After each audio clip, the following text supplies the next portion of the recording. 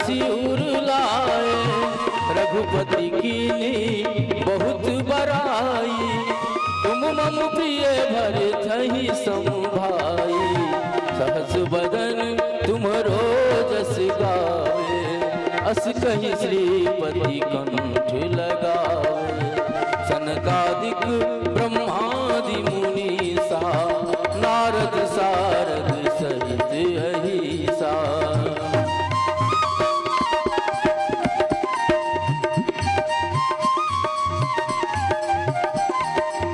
यम कुबेर दिगपाल जहाँ ते, कवि को विधि कही सके तहाँ ते, तुम उपकार सुग्रीव ही कीना, राम मिलाए राजपद दीना, तुमरो मंत्र विभीषण माना, लंकेश्वर भय सब जग जाना, युग सहस्त्र योजन परिभानु, लीजो ताहि मधुर फल जानो।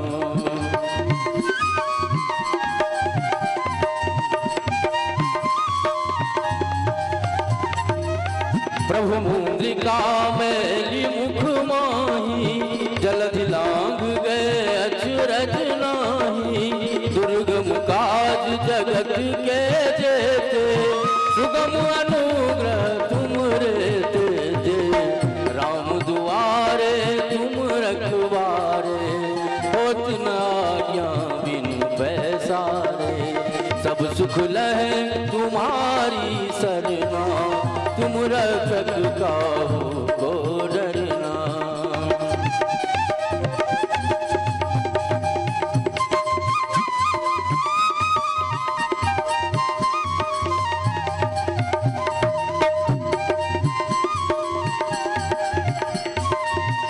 आपन तेज समारो आपे, तीनों लोग हांकते कापे, भूत पिचास निकट नहीं आवे, महावीर जब नाम सुनावे, नासे रोग हरे सब पीरा, जपत निरंतर हनुमत वीरा, संकट ते हनुमान छुड़ावे, मन क्रम वचन ध्यान जो लावे, सब पर राम तपस्वी राजा, तिनके काज सकल तुम साजा, और मनोरथ जो कोई लावे, सोई अमित जीवन फल पावे, तारो युग परिताप तुम्हारा, है प्रसिद्ध जगत उजियारा, साधु संत के तुम रखवारे, असुर निकंदन राम दुलारे,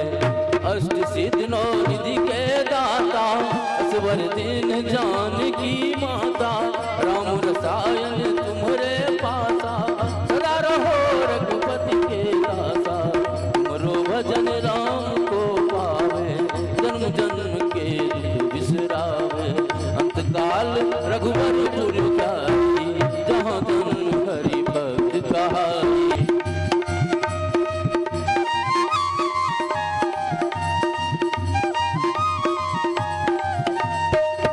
और देवता चित्त न धरई, हनुमत से सर्व सुख करई, संकट कटे मिटे सब पीरा, जो सुमिरे हनुमत बलबीरा, जय जय जय हनुमान गोसाई, कृपा करहु गुरुदेव की नाई, जो सत बार पाठ कर कोई, छूटहि बंधु महा सुख होई, जो यह पढ़ हनुमान चालीसा, होई सिद्धि साखी गौरीसा, तुलसीदास सदा हरि चेरा, कीजय नाथ हृदय महाडेरा, कीजय नाथ हृदय महाडेरा, पवन तनय संकट हरना, मंगल मूरति रूप, राम लखन सीता सहित, हृदय बसहु सुरभूप, पवन सुत हनुमान की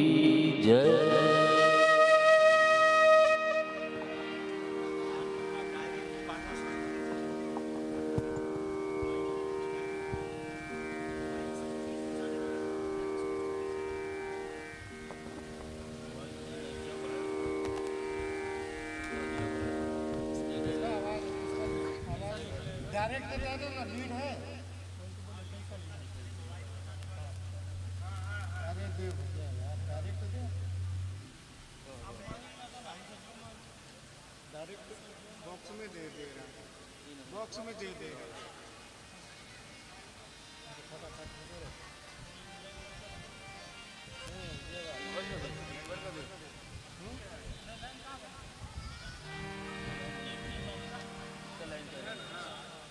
लाइन बंद कर दी है।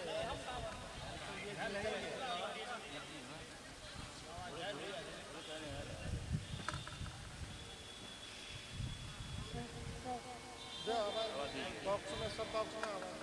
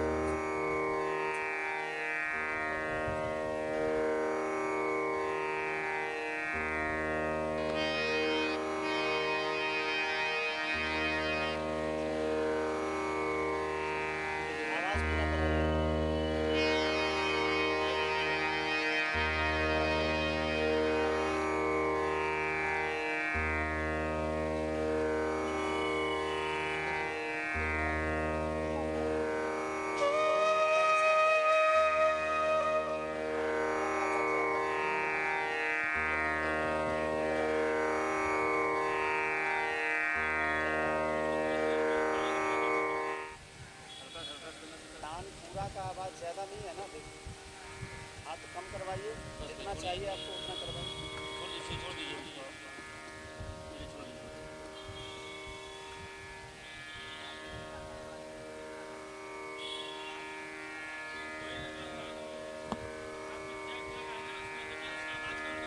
नहीं ठीक है खोल दीजिए ना, अपना नाम करिए। अब ठीक है, खोज रहे हैं आप, तो खोज रहे हैं उधर नहीं, उधर दुनिया करवाएंगे, फैन बढ़ाएंगे।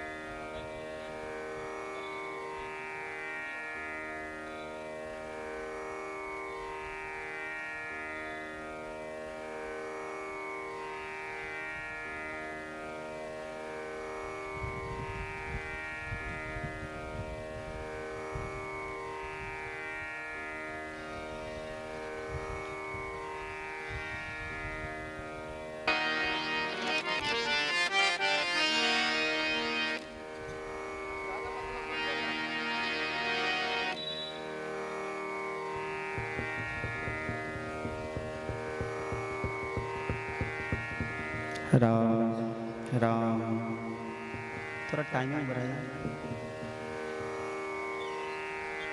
ज़्यादा नहीं। राम जय श्री राम, जय श्री राम, जय श्री राम, जय श्री राम। ठीक है।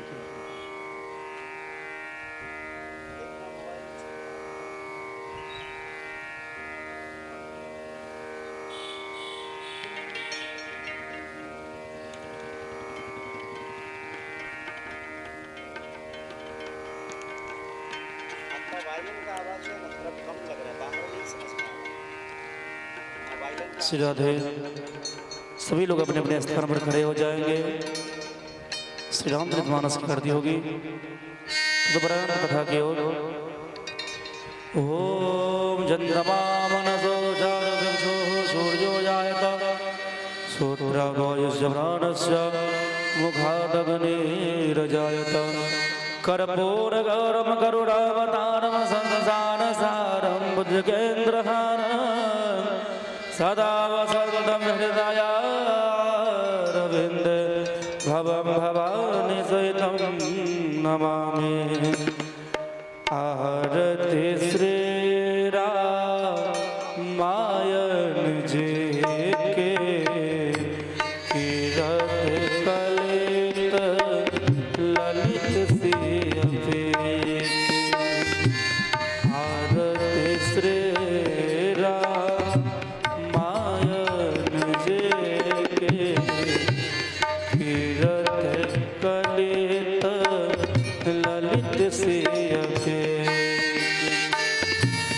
गावत ब्रह्मा दिगमुनि नारद वाल्मीकि कवि ज्ञान विशारद सुख सनकादि शेष आरु सारद वरण पवन सुत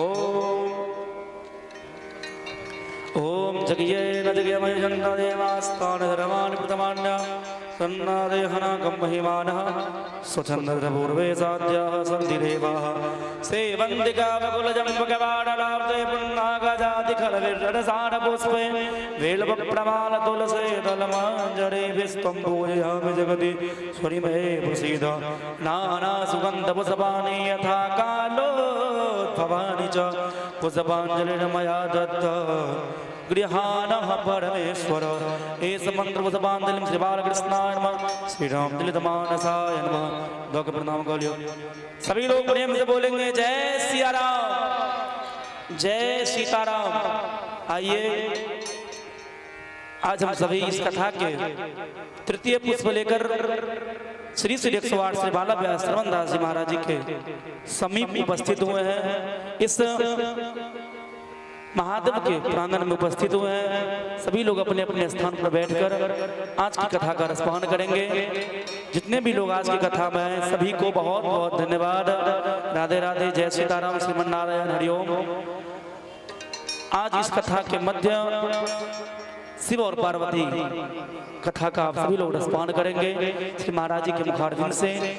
जितने भी लोग आज की कथा में आए सभी को बहुत बहुत धन्यवाद। श्री महाराज जी का YouTube channel, Facebook channel, Insta channel Shravandas ji Maharaj नामक, उस पर भी जितने भी श्रोता अभी कथा को सुन रहे हैं अथवा बाद में सुनेंगे सभी को बहुत बहुत धन्यवाद। सीताराम प्रभु आप पर ऐसे ही कृपा बरसाए रहे, अपने आप में लगा के रखे। इसी भावना के साथ आज की कथा रसपान करने हम सभी लोग आए और सभी लोग अपने अपने स्थान पर बैठकर आज की कथा रसपान करेंगे। जय सिया राम, राधे राधे।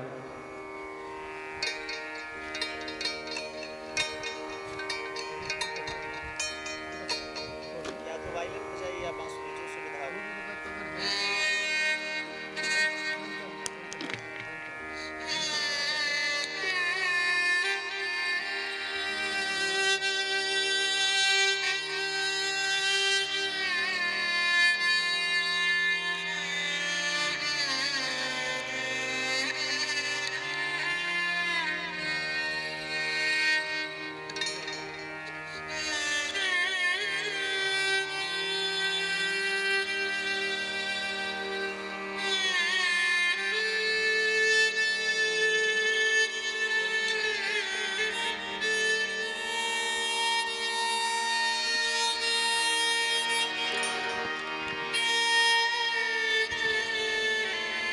जय श्री राम।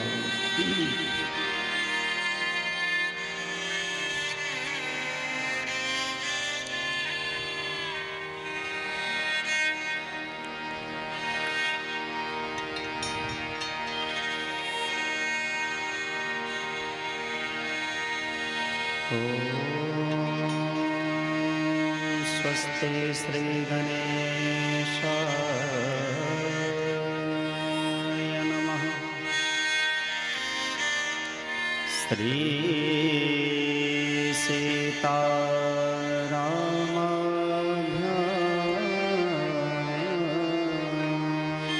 नमः।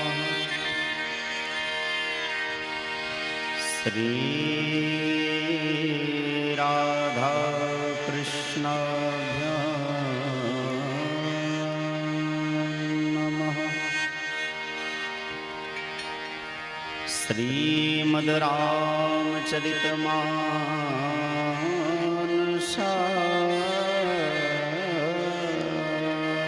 नमः।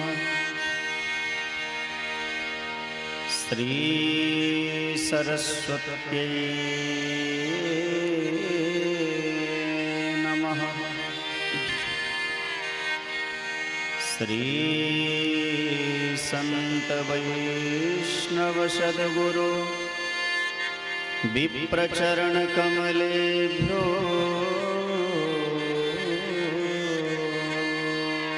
नमः।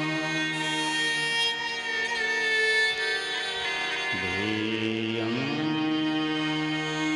सदा परिभवघनमभीष्टदोहम्।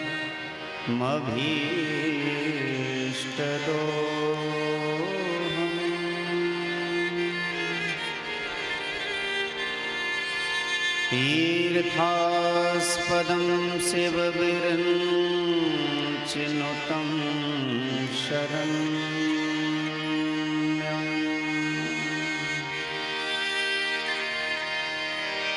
भृत्यार्तिहं प्रणतपालभवाब्धिपोतम्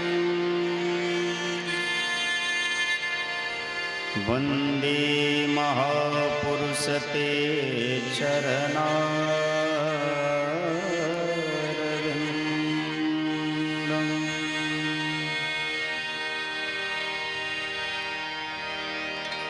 दक्षिणे लक्ष्मणो यस्य वामे च जनकात्मजा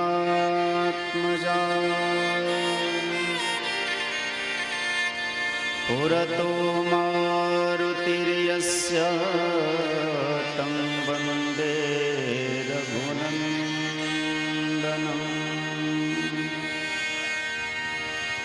सीतानाथसमारम्भाम् रामानन्दार्यमध्यमाम्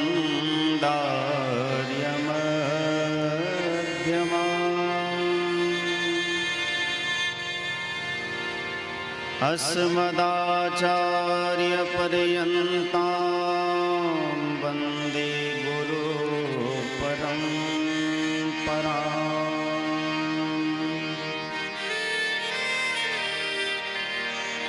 गङ्गातरङ्गरमणीयजटाकलापम्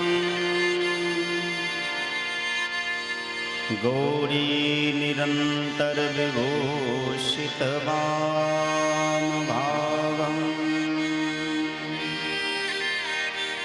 नारायणप्रियमनङ्ग मदापहारम्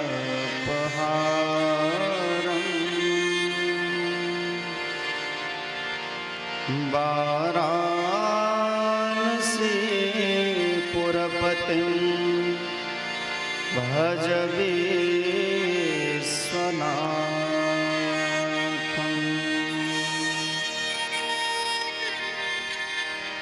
महावीरविनमो हनुमाना राम जासु जस आप बखाना। जनक सुता जग जननी जानकी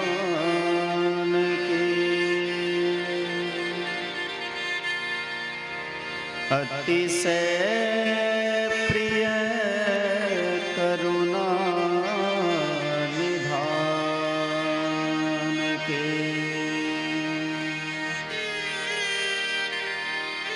ताके युग पद कमल मनावो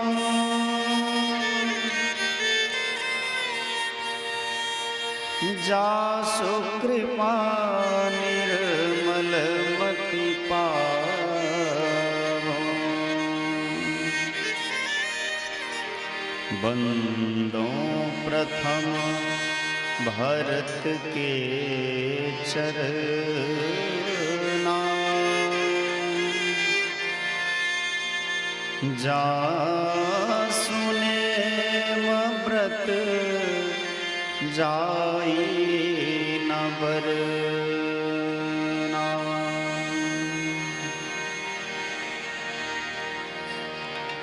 श्यामांडवी उर्मिला श्रुत कीरति बरवान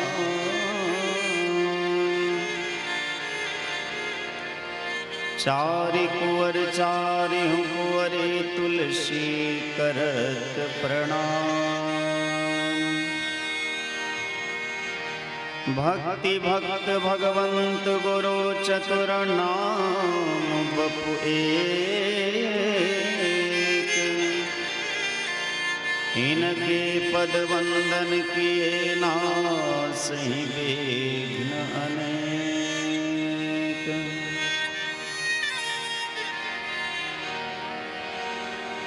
सिया राम मैं सब जग जानी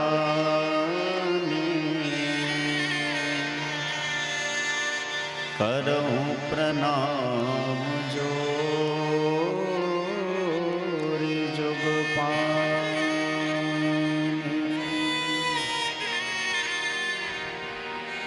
आए हनुमंत विराजिए कथा करो मते अनुसार। तुम सेवक रघुनाथ के पधारिए पवन कुमार।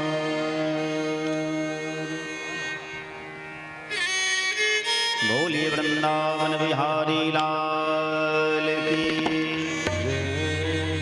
श्री सीताराम भगवान की।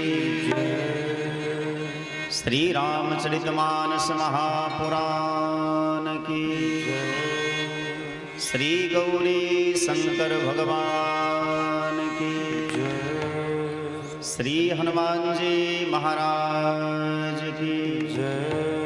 गोस्वामी तुलसीदास जो महाराज की। श्री पुजारी त्यागी बाबा की। श्री पुरगाहर सरकार की। श्री मौनी बाबा की। अपने अपने माता पिता की।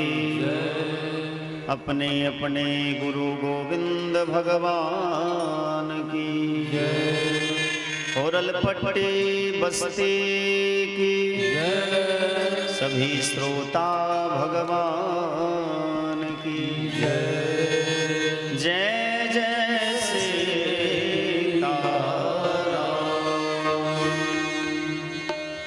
जय जय राधेश्याम।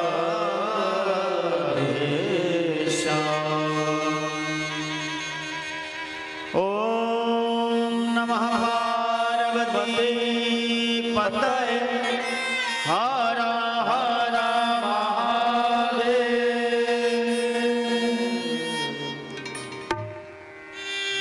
परम कृपालु परम दयालु अकारण कारण करुणालय भक्तवांछित कल्पतरु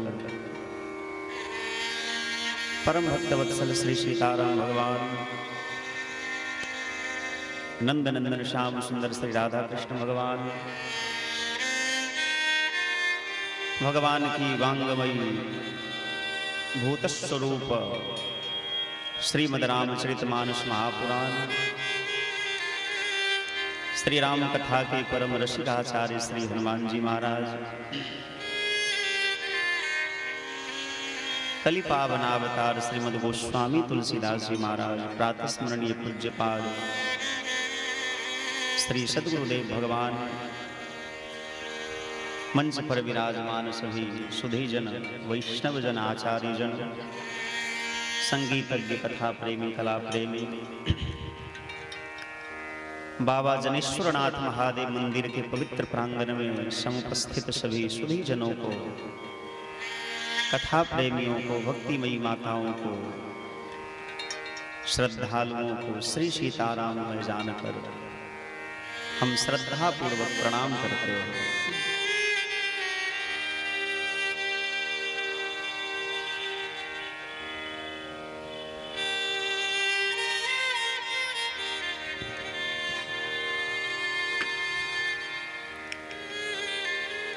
आज कथा की तृतीय पुष्प लेकर के हम आप सभी यहाँ बाबा जनेश्वरनाथ महादेव मंदिर के पवित्र प्रांगण में उपस्थित है।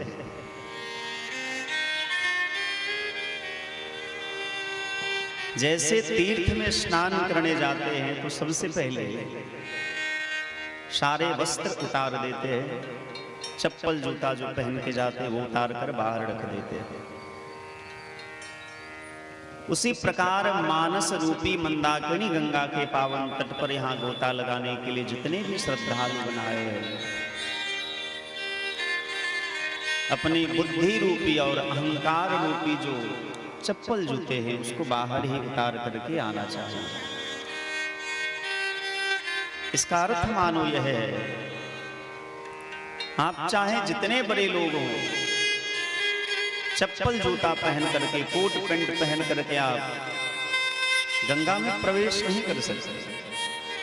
आप घर से आते होंगे तो सूट बूट लगा करके, लेकिन जब बाबा के दरबार में आते हैं उनके आंगन में जाने से पहले ही चप्पल जूते बाहर उतार देते हैं। ये सिद्धांत है, मर्यादा। उसी प्रकार कथा की भी मर्यादा है कि जब हम कथा में बैठे, कथा में आए, तो कथा मंडप में प्रवेश करने के पूर्व ही अपनी बुद्धि रूपी और अहंकार रूपी जो चप्पल जूते हैं उसको बाहर ही उतार करके रखें। क्योंकि रामचरितमानस में स्पष्ट उल्लेख है कि मन क्रम वचन छारी चतुराई, भजत कृपा करिहहि रघुराई। ये हम अपने मन से नहीं कह रहे, मानस में लिखा है कि मन क्रम वचन छारी चतुराई, भजत कृपा करिहहि रघुराई। मन क्रम वचन की चतुरता छोड़कर भगवान को भजने वाला ही भगवान को प्राप्त करता है, चाहे वो वक्ता हो अथवा श्रोता। वक्ता भी यदि अहंकार रूपी, अहंकार से युक्त बुद्धि को धारण करके व्यासपीठ पर बैठ करके प्रवचन करे, तो मैं ये अपनी भावना कहता हूं, वो कथा नहीं कह पाएगा। हाँ, संसार की चर्चा कर ले अलग बात है, लेकिन ऐसी कथा नहीं कह पाएगा जिस कथा से जीव का उद्धार संभव है। इसीलिए वक्ता के लिए भी यह निर्देश है कि वक्ता भी जब व्यासपीठ पर बैठे तो अहंकार को त्याग करके कि हम इतने बड़े ज्ञानी हैं, ध्यानी हैं, और श्रोता भी जब कथा श्रवण करने बैठे तो अहंकार को त्याग करके ही सुने। कदाचित किसी के मन में अहंकार आ जाए तो समझिए जिस क्षण जीव के मन में अहंकार आता है, भगवान उसी क्षण वहां से अंतर्धान हो जाता है। आप एक उदाहरण से इसको समझिए।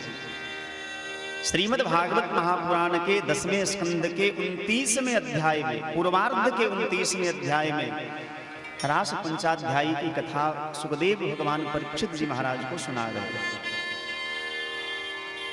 आप सबने भागवत की कथा सुनी होगी। आज भी एक भगत जी ने हमको फोन किया था, तो शायद रात में इधर से ही गुजर रहे थे, तो उन्होंने मुझे देखा, मेरी आवाज सुनी, तो मुझे रात में फोन करके बताया कि सरकार आप ही कथा कह रहे थे। हमने कहा हाँ। तो हम तो देखते हैं इस मंदिर में बराबर कथा होती रहती है, साल में एक आध बार हो ही जाती है। ऐसा उन्होंने कहा। इसका मतलब है कि इस गांव, इस समाज के लोग बार बार कथा सुन चुके हैं। तो आपने यदि भागवत की कथा सुनी होगी तो उसमें एक बड़ा सुंदर प्रसंग है कि जब भगवान गोपियों के चीर हरण किए, चीर हरण करने के बाद गोपियों को कुछ समय दिया गया कि आप प्रतीक्षा करिए, फिर मैं आपका मनोरथ पूरा करूंगा। अब यहां मन में एक प्रश्न आता है कि जब भगवान ने गोपियों को दर्शन दे ही दिया, गोपियों का व्रत पूरा हो ही चुका था, तो फिर भगवान ने गोपियों को रास का रस प्रदान क्यों नहीं किया? 1 वर्ष का समय क्यों दिया? प्रतीक्षा क्यों करवाया? इसका अर्थ मानो यह है कि जो भगवान का दिव्यतम रस है, जिस रस को पाने के लिए बड़े बड़े देवी देवता भी लालायित रहते हैं, उस रस का आस्वादन में परीक्षा नहीं अपितु प्रतीक्षा होनी चाहिए। गोपियों ने भगवान की प्रतीक्षा की, इसीलिए भगवान ने उन समस्त गोपियों को रास का रस प्रदान किया। जिस रस को पाने के लिए बड़े बड़े देवी देवता लोग भी लालायित रहते हैं। और शास्त्र तो स्पष्ट कहता है कि स्वर्गे सत्ये च कैलासे वैकुंठे नास्त्ययं रसः, अयं रसः न अस्ति स्वर्गे न कैलासे न वैकुंठे। यह रस ना वैकुंठ में प्राप्त होता है, न स्वर्ग में प्राप्त होता है, ना कैलाश में प्राप्त होता है। जिस रस को पाने के लिए गोपियां लालायित हैं। उसी प्रसंग में एक बड़ा सुंदर संदर्भ है कि जब भगवान गोपियों के साथ विविध रूप धारण करके रास विहार करते हैं, तो गोपियों के मन में अभिमान आ गया। एक क्षण के लिए अभिमान आ गया कि भगवान संसार को नचाने वाले हैं, और ये कैसे भगवान है कि जो मेरे इशारे पर नाच रहे। शेष गणेश महेश दिनेश सुरेश ही जाहि निरंतर ध्यावे, ताहि अहीर की छो हरिया छछिया भर छाछ पे नाच नचावे। जिन भगवान के इशारे पर ब्रह्मा विष्णु महेश भी नाचते रहते हैं। मानस में लिखा है, जग पेखन तुम देखन हारे, विधि हरि शंभु नचावन हारे। हमारे राम जी कोई सामान्य भगवान नहीं है, जो ब्रह्मा को भी नचाते हैं, विष्णु को भी नचाते हैं, शिव को भी नचाते हैं। जिनके इशारे पर तीनों देवी देवता, सभी देवियां, सभी देव नाचते हैं, वो भगवान जब गोपियों के इशारे पर नाचने लगे तो गोपियों के मन में अभिमान आ गया। बड़ी सावधानी से सुनिएगा कथा, क्योंकि कथा एक ऐसी अलौकिक वस्तु है, यदि थोड़ा सा भी मन इधर उधर हुआ तो आप विषय से हट जाएंगे। यहां प्रायः बहुत सारे छात्र भी हैं, शिक्षक भी हैं, बुजुर्ग भी हैं, ज्ञानी ध्यानी सब प्रकार के लोग श्रोता बैठे। हम लोगों को याद है, जब और विषय की पढ़ाई होती थी तो थोड़ा मन इधर उधर भी हो जाए तो चलेगा, लेकिन गणित जब पढ़ाया जाता है, फिजिक्स को जब पढ़ाया जाता है, विद्यार्थी थोड़ा भी इधर उधर हुआ तो समझ में नहीं आता विषय। उसी प्रकार कथा भी है, यदि मन थोड़ा भी इधर उधर होगा तो आप विषय को समझ नहीं पाएंगे। जल पे सरिस बिकाय देखूं प्रीत की रीत भले, बिलग हो रस जाय कपट खटाई परत पुण्य। पानी का अलग मूल्य है, दूध का अलग मूल्य है, लेकिन जब दूध पानी इकट्ठा हो जाते हैं तो पानी का भी महत्व दूध के जैसा ही हो जाता है। लेकिन दूध पानी में यदि खट्टापन दे दिया जाए, नींबू का रस निचोड़ दिया जाए तो पानी अलग हो जाता है, दूध अलग हो जाता है। उसी प्रकार जीव और परमात्मा दोनों की महिमा अलग अलग है। जीव पानी है, परमात्मा दूध है, दोनों का महत्व अलग अलग, स्थान अलग अलग है। लेकिन जब जीव परमात्मा से मिल जाता है तो जीव का भी मूल्य परमात्मा के जैसा ही हो जाता है। ठीक उसी प्रकार जैसे नदी का पानी का जितना महत्व है, उससे अधिक महत्व गंगा के पानी का है। लेकिन नदी का पानी, नाला का पानी जब गंगा के पानी में मिल जाए, गंगा जल में मिल जाए, उसका भी महत्व बढ़ जाता है। ठीक उसी प्रकार जीवात्मा परमात्मा का जो अभिन्न संबंध है, उसमें जीव जो है गोपियां है और ब्रह्म जो है भगवान श्री कृष्ण है। जब दोनों मिल गए तो दोनों बड़े, दोनों की महिमा बढ़ गई। पर जब उसमें अभिमान रूपी खट्टाई आ गई तो भगवान वहां से अंतर्धान हो गए। इसका मानो अर्थ यह है, यदि हमारे आपके मन में भी, मैं केवल आपको ये बात नहीं कहता, इस पीठ पर बैठने वाला जो वक्ता होता है उसके मन में भी कदाचित एक क्षण के लिए भी अभिमान आ जाए कि मैं बहुत बड़ा ज्ञानी हूं, मुझे मानस पर बहुत पकड़ है। ऐसे तो आजकल बहुत लोग लिखाते हैं, मैं मानस मर्मज्ञ हूं। मैं भी, मेरे नाम में भी कई लोग लिख देते, बैनर बनाने वाले। श्री श्रवणदास जी महाराज मानस मर्मज्ञ, भागवताचार्य, व्याकरणाचार्य, साहित्याचार्य, संस्कृत में PhD, बहुत सारी उपाधियां देते हैं। लेकिन वेदांत को जब पढ़िएगा तो वेदांत स्पष्ट कहता है कि उपाधि ही माया है। अब ये बात बुद्धि से समझ में नहीं आई, इसको समझने के लिए किसी आचार्य की कृपा होना आवश्यक है। उपाधि जो है वही माया है। जैसे यदि मान लीजिए किसी का जन्म जो है ब्राह्मण परिवार में हो, तो किसी का सरनेम झा है, ठाकुर है, चौधरी है, मिश्रा जी है। अब झा परिवार में किसी का जन्म हुआ तो वो अपने आप को झा मानने लगता है, जबकि सत्य यह है वो न झा है, न चौधरी है, न ठाकुर है, वो भगवान का अंश है, 5 तत्व से बना है। और अंतिम समय में उनका शरीर जो है, जिस शरीर को झा मानता है, ठाकुर मानता है, चौधरी, मिश्रा मानता है, वह शरीर 5 तत्व से बना है और 5 तत्व में लीन हो जाएगा। यही उसका वास्तविकता है। लेकिन जैसे झा उपाधि और उपाधि ही माया है, मिश्रा उपाधि है, मिश्रा ही माया है। मतलब उपाधि माने माया होता है।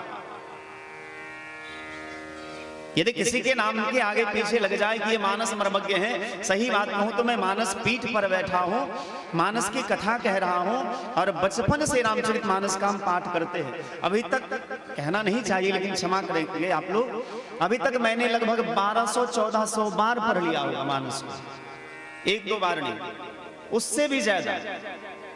और जहां हमारी जन्मभूमि है वहां के बहुत सारे गणमान्य लोग बैठे हैं, 51 वर्ष से प्रतिवर्ष रामचरित मानस का पाठ होता है। हमारे गांव में तो लगभग आधा से ज्यादा लोगों को मानस की बहुत सारी पंक्तियां याद है। और सभी जानते हैं हमारे दादाजी पढ़े लिखे तो नहीं थे, लेकिन उनको मानस से बड़ा प्रेम था। आज भी मुझे याद है, यदि मैं कदाचित जाता था गांव में दादाजी का दर्शन करने के लिए, तो बिठा करके उनको कहते थे कि विनय पत्रिका का पद सुनाओ, उनको बड़ा प्यारा लगता था।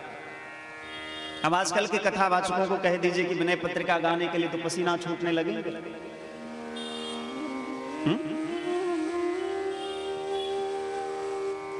एक महात्मा थे, उनका शरीर पूरा हो गया, मुझे याद है, मैं नाम नहीं लूंगा, सिमरिया का तट था, वहां एक महात्मा कथा कह रहे थे और उस पंडाल में वो महात्मा भी बैठे थे। तो जो महात्मा कथा कह रहे थे उन्होंने एक भजन गाया, बाबा धनवानक नगरी में हमरा बना दिलूं भिखारी। तो दूसरे महात्मा जो श्रोता के रूप में वहां बैठे थे, उन्होंने माइक छीन ली उनकी और कहा, महात्मा है, आप त्यागी हैं। सूरदास बाबा के इतने 1.25 लाख पद हैं, सूरदास बाबा के, मीरा जी का पद है, तुलसी बाबा का पद है, कबीर दास का पद है, बड़े बड़े आचार्यों का पद है, आपको पद गाना चाहिए। यदि आप भी संसारियों की तरह ऐसे फूहर गाना गाएंगे, गीत गाएंगे, भजन गाएंगे, तो फिर महात्मा में और संसारियों में अंतर क्या रह जाएगा? भाई एक से एक पद है, उन पद को गाना चाहिए। और जो आचार्यों ने, महापुरुषों ने जो पद गाया है, लिखा है, उसमें शक्ति होती है। यदि विनय पत्रिका को प्रतिदिन भगवान के सामने 5 पद भगवान को रोज सुनाइए, तो आप विश्वास रखिए कि आपके जीवन की बड़ी से बड़ी समस्या का समाधान 40 दिन में संभव, निश्चित रूप से समाधान उसका निकल जाएगा। क्योंकि विनय पत्रिका तुलसी बाबा ने भगवान को सुनाया और उनकी सारी पीड़ा दूर हो गई। मैं केवल इतना निवेदन कर रहा हूं कि न वक्ता को अभिमान होना चाहिए, न श्रोता को अभिमान होना चाहिए। श्रोता चाहे जितना भी ज्ञानी ध्यानी हो, अज्ञानी की तरह बैठे हो, मन में निर्मलता होनी चाहिए। अभिमान आएगा, भगवान दूर हो जाएगा। जैसे दूध पानी में यदि खट्टापन गया तो पानी अलग और दूध अलग हो जाता, ठीक उसी प्रकार यदि वक्ता के मन में भी अथवा श्रोता के मन में भी कदाचित अभिमान आ जाए कि मैं बहुत बड़ा ज्ञानी ध्यानी हूं। मैं मानस की पीठ पर बैठ करके कहता हूं कि आज तक, अभी तक की बात कहता हूं, कल का नहीं कहूंगा, कल को किसने देखा है, लेकिन आज तक रामचरित मानस की चौपाई का, एक चौपाई का अर्थ मुझे समझ में नहीं आया। कभी कभी हमारे आश्रम के कुछ बच्चे हैं जिनको मानस से प्रेम रहता है, कभी यात्रा के दरमियान हमसे पूछ देते हैं, व्यास जी इसका अर्थ क्या होगा। एक बच्चा था, उसने पूछा कि जय सच्चिदानंद जग पावन अस कही चले मनोज न सावन, इसका अर्थ क्या है। अब देखिए, सुनने में तो बड़ा आसान लगता है, हरिहर निंदा सुनई जो काना होई पाप गो घात समाना, बहुत सारी पंक्तियां ऐसी है जो सुनने में बड़ा आसान लगता है। लेकिन महाराज उसके भाव जब देखेंगे, मानस पीयूष करके ग्रंथ है, उसको जब उल्टाएंगे तो एक एक शब्द के, एक एक चौपाई, एक एक पंक्ति के इतने लंबे चौड़े अर्थ लिखे रहते हैं। एक शब्द अनेक अर्थ। तो मानस जो है सरल व्यक्ति के लिए बहुत सरल है, और कठिन व्यक्ति के लिए, जो अपने आप को विद्वान मानता है, उसके लिए बहुत कठिन है। इस दुनिया का सबसे कठिन ग्रंथ यदि हमसे पूछे कोई कि कौन सा ग्रंथ है, तो मैं कहूंगा कि रामचरितमानस इस दुनिया का सबसे कठिन ग्रंथ है। और यदि कोई पूछे कि सबसे सरल ग्रंथ कौन है, सबसे आसान कौन सा ग्रंथ है, तो मैं कहूंगा कि रामचरितमानस से सरल कोई ग्रंथ नहीं। और सत्य बात है, आज से लगभग 1-1.5-2 साल पहले की बात है, एक पंक्ति को लेकर के बड़ा विवाद हुआ। ढोल गवार शूद्र पशुनारी सकल तारणा के अधिकारी। जो लोग फेसबुक से, यूट्यूब से, सोशल मीडिया से जुड़े रहते हैं उनको पता होगा। एक बार हमको भी कुछ मीडिया वाले आए और बोले आप डिबेट में बैठिए। हम बोले कि भैया देखो, हमको यदि ले जा रहे हो तो केवल शास्त्र की चर्चा करना, राजनीति की चर्चा न करना। बाद में हमको स्टूडियो में लेके बिठा दिए और बाद में फिर एक नेता से हमारा भिड़ंत हो गया, वो राजनीति की चर्चा करने लगे। हमने कहा कि देखो भैया, हम लोग धर्म की व्याख्या करते हैं, धर्म गुरुओं के पद पर बैठते हैं, तो हमसे धर्म की चर्चा करिए। अब जो कह रहे थे, और यहाँ लगभग 1% व्यक्ति को छोड़कर 99% लोगों के लिए मैं कहता हूं कि उनको ये पता ही नहीं है कि ढोल गवार शूद्र पशु नारी सकल तारणा के अधिकारी, ये वचन किसका है। मैं 1% को छोड़ के कह रहा हूं, 99% लोगों को ये पता, हाँ इतना पता होगा कि रामचरितमानस में लिखा है। लेकिन रामचरितमानस में लिखा है, पर वचन किसका है, किसने कहा, क्यों कहा, कब कहा, किससे कहा, ये बहुत लोगों को पता नहीं। ऐसे कुछ मूर्ख नेता सब भी, आपने उनका इंटरव्यू देखा सुना होगा, बहुत सारा वीडियो वायरल हुआ था। कुछ मूर्ख नेता जिसको शास्त्र का ज्ञान नहीं है, मानस किसको कहते हैं, ससुरा जीवन में एक बार रामचरितमानस को उठा के पढ़ा नहीं, लेकिन रामचरितमानस पर ताल ठोक करके कहता है कि आओ कोई माई का लाल है, तुमसे शास्त्रार्थ कर। अब उनको यदि केवल इतना पूछ दो कि तुलसीदास जी यदि लिखे तो तुलसीदास जी का विवाह हुआ था कि नहीं हुआ था, तो उनको ये भी नहीं पता होगा। यदि तुलसीदास जी थे तो कहां के थे। बहुत लोगों के मन में ये भ्रम होगा कि तुलसीदास जी शादीशुदा थे, लेकिन विनय पत्रिका में लिखा है कि तुलसी बाबा शादीशुदा नहीं थे। कई लोग कहते हैं कि उनका विवाह हुआ था। विषय जो भी हो, यदि धर्म के विषय में, अब वहां जब बहुत जैसे कि अब साहित्य का ग्रंथ पढ़िएगा, उसमें अभी आपको एक बड़ा विवादास्पद विषय है, कालिदास जी को लेकर के बहुत विवाद चलता है। उन्होंने एक ग्रंथ लिखा जिसका नाम है मेघदूतम। उसमें अवंतिका नगरी के, उज्जैन नगरी की चर्चा है। इसके आधार पर कुछ लोग कहते हैं कि कालिदास जी उज्जैन के थे, कुछ लोग कहते हैं बंगाल के थे, कुछ आसाम के कहते हैं, और कुछ लोग हमारे मिथिला के लोग कहते हैं नहीं वो मिथिला के थे। लेकिन आज तक यह विषय स्पष्ट नहीं हुआ कि कालिदास जी कहाँ के थे। मेरे कहने का अभिप्राय केवल इतना है कि धर्म से संबंधित जो विषय हो, और यदि उसमें झंझट हो, तो जो जहां के हैं उस मत को मान लीजिए, ज्यादा झंझट में मत पड़िए। धर्म के ऊपर बहुत ज्यादा टिक्का टिप्पणी नहीं होनी चाहिए। ढोल गवार शूद्र पशु नारी सकल तारणा के अधिकारी, ये पंक्ति जो है समुद्र ने कहा है भगवान से।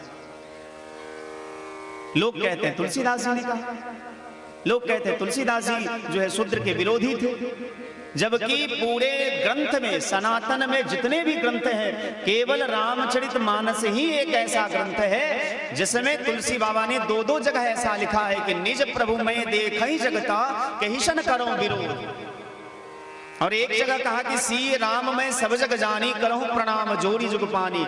मतलब तुलसीदास जी को तो राक्षस में भी भगवान दिखाई देते, पशु पक्षी में भी भगवान दिखाई देते, वो भला शूद्र के विरोधी कैसे हो सकते हैं।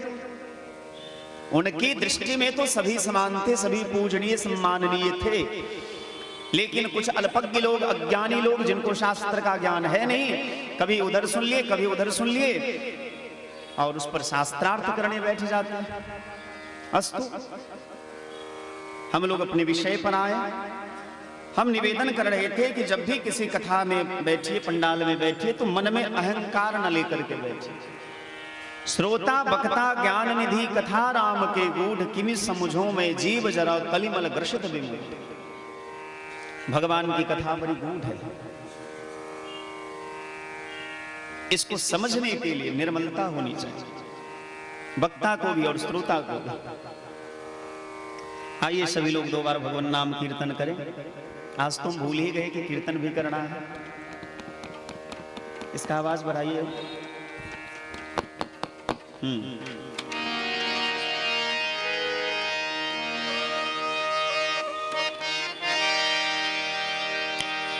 सीताराम जय सीताराम,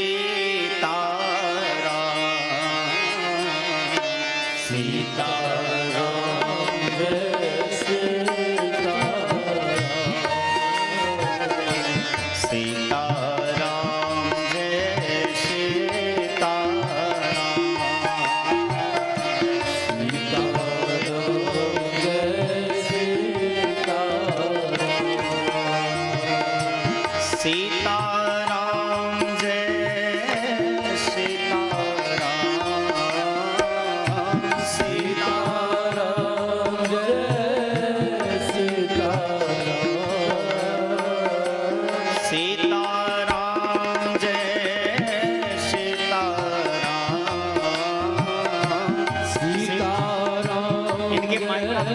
करिए। सीताराम सीताराम जय सीताराम।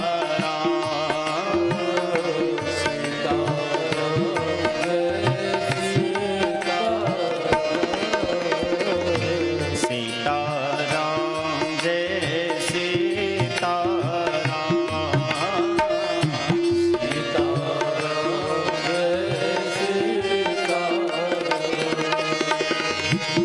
जय रघुनंदन जय सिया राम।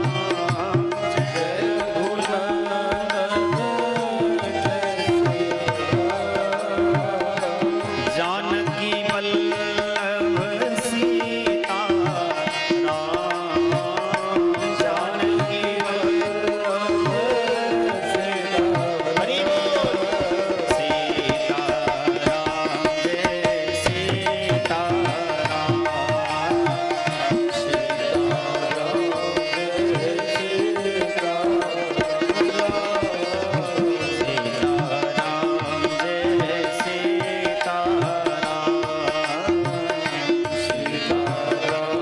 जय सीताराम। गले में तुलसी मुख में राम। गले में तुलसी गले में तुलसी मुख में राम। गले में तुलसी मुख में राम। प्रेम से बोलो जय सिया राम। प्रेम से बोलो जय सिया राम। सीताराम जय सीताराम।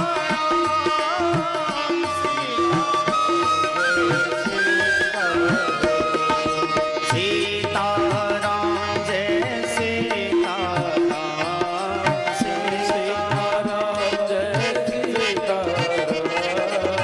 सीताराम जय सीताराम जय सीताराम। जय सिया राम जय सिया राम। जय हो। जय सिया राम जय सिया राम। जय सिया राम जय सिया राम। जय सिया राम जय सिया राम। जय सिया राम जय सिया राम। जय सिया राम जय सिया राम। जय सिया राम जय सिया राम। जय सिया राम जय सिया राम। जय सिया राम जय सिया राम। बोलिए भक्तवत्सल भगवान की।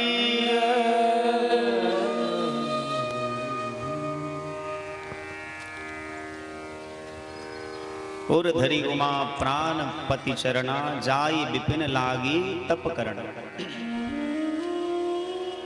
कल कथा में हम आप सब ने सती के देह त्याग और सती का पार्वती के रूप में जन्म लेना, यह कथा हम आप सब ने श्रवण किया। हिमांचल के घर में सती का जन्म हुआ। उनका नाम हुआ पार्वती। पहले दक्ष की पुत्री थी, अब पार्वती बनकर के जन्म ली। भवानी को रामचरितमानस में श्रद्धा की स्वरूपा कहा गया। भवानी शंकरो वंदे श्रद्धा विश्वास रूपिणो। याभ्यां विना न पश्यन्ते सिद्धाः स्वान्तस्थमीश्वरम्। भगवान शिव और मैया पार्वती की कृपा के बिना कोई भी जीव हृदयस्थ भगवान का दर्शन नहीं कर सकता है। हमने एक दिन कथा में निवेदन भी किया था कि सबके हृदय में ही भगवान रहते हैं। आप मंदिर में जिस भगवान की पूजा करते हैं उनको तो हमने आपने श्रद्धा पूर्वक भगवान बनाया है। वस्तुतः वह मूर्ति है, लेकिन हमने आपने श्रद्धा पूर्वक उनको प्रतिष्ठा करके उनको भगवान बनाया। पर हमारे आपके सबके हृदय में जो भगवान विराजमान हैं, उनका दर्शन जो है ऐसे संभव नहीं हो पाता। कब दर्शन होता है? तुलसी बाबा ने मानस में लिखा, मुकुर मलिन अरु नयन विहीना, राम रूप देखहि किमे दीना। मतलब जिसके नेत्र खराब हो गए हो, भला वो भगवान को कैसे देखेगा? अच्छा एक बात बताइए, हमारे आपके सबके नेत्र है, हम अपनी आंखों से आपको देख लेते हैं, आप सुंदर हैं या खराब हैं, काले हैं या गोरे हैं। अपनी आंखों से अपने आप को क्यों नहीं देख पाते? आप देखने का प्रयास करिए, नहीं देख पाएंगे। आंख हमारे पास है, जबकि हमारे चेहरे में ही हमारा आंख है, लेकिन अपनी आंखों से अपना चेहरा नहीं दिखता। कब दिखता है? जब हाथ में दर्पण हो। वो दर्पण क्या है? इसका मतलब यह भी हुआ कि अपने आप से अपने स्वरूप का बोध नहीं हो पाता। कब होगा दर्शन, कब होगा बोध अपने स्वरूप का? तो इसका उत्तर उत्तरकांड में, मम दर्शन फल परम अनूपा। भगवान कहते हैं मेरे दर्शन का सबसे बड़ा फल क्या है? जब हम मंदिर में जाते हैं तो हमें कौन दिखाई देते हैं? भगवान दिखाई देते हैं।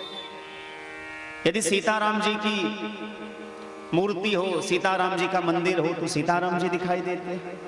भगवान शिव का मंदिर हो तो शिव जी दिखाई देते हैं। राधा कृष्ण का मंदिर हो तो राधा कृष्ण का दर्शन होता है। पुण्य के प्रताप के कारण ही भगवान का दर्शन होता है। हमने जो पुण्य कर्म किया है, दान व्रत तीर्थ यात्रा इत्यादि की है, उसका परिणाम स्वरूप ही भगवान का दर्शन हो पाता है। लेकिन भगवान के दर्शन का फल क्या है?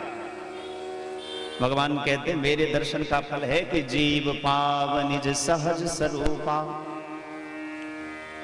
सहज माने स्वाभाविक, जिसको नेचुरल कहते हैं। नहीं, आजकल बहुत सारे ऐसे शब्द हैं जिसका हिंदी अर्थ लोग नहीं जानते। अब जैसे बताओ तो द्विचक्रिका किसको कहते हैं?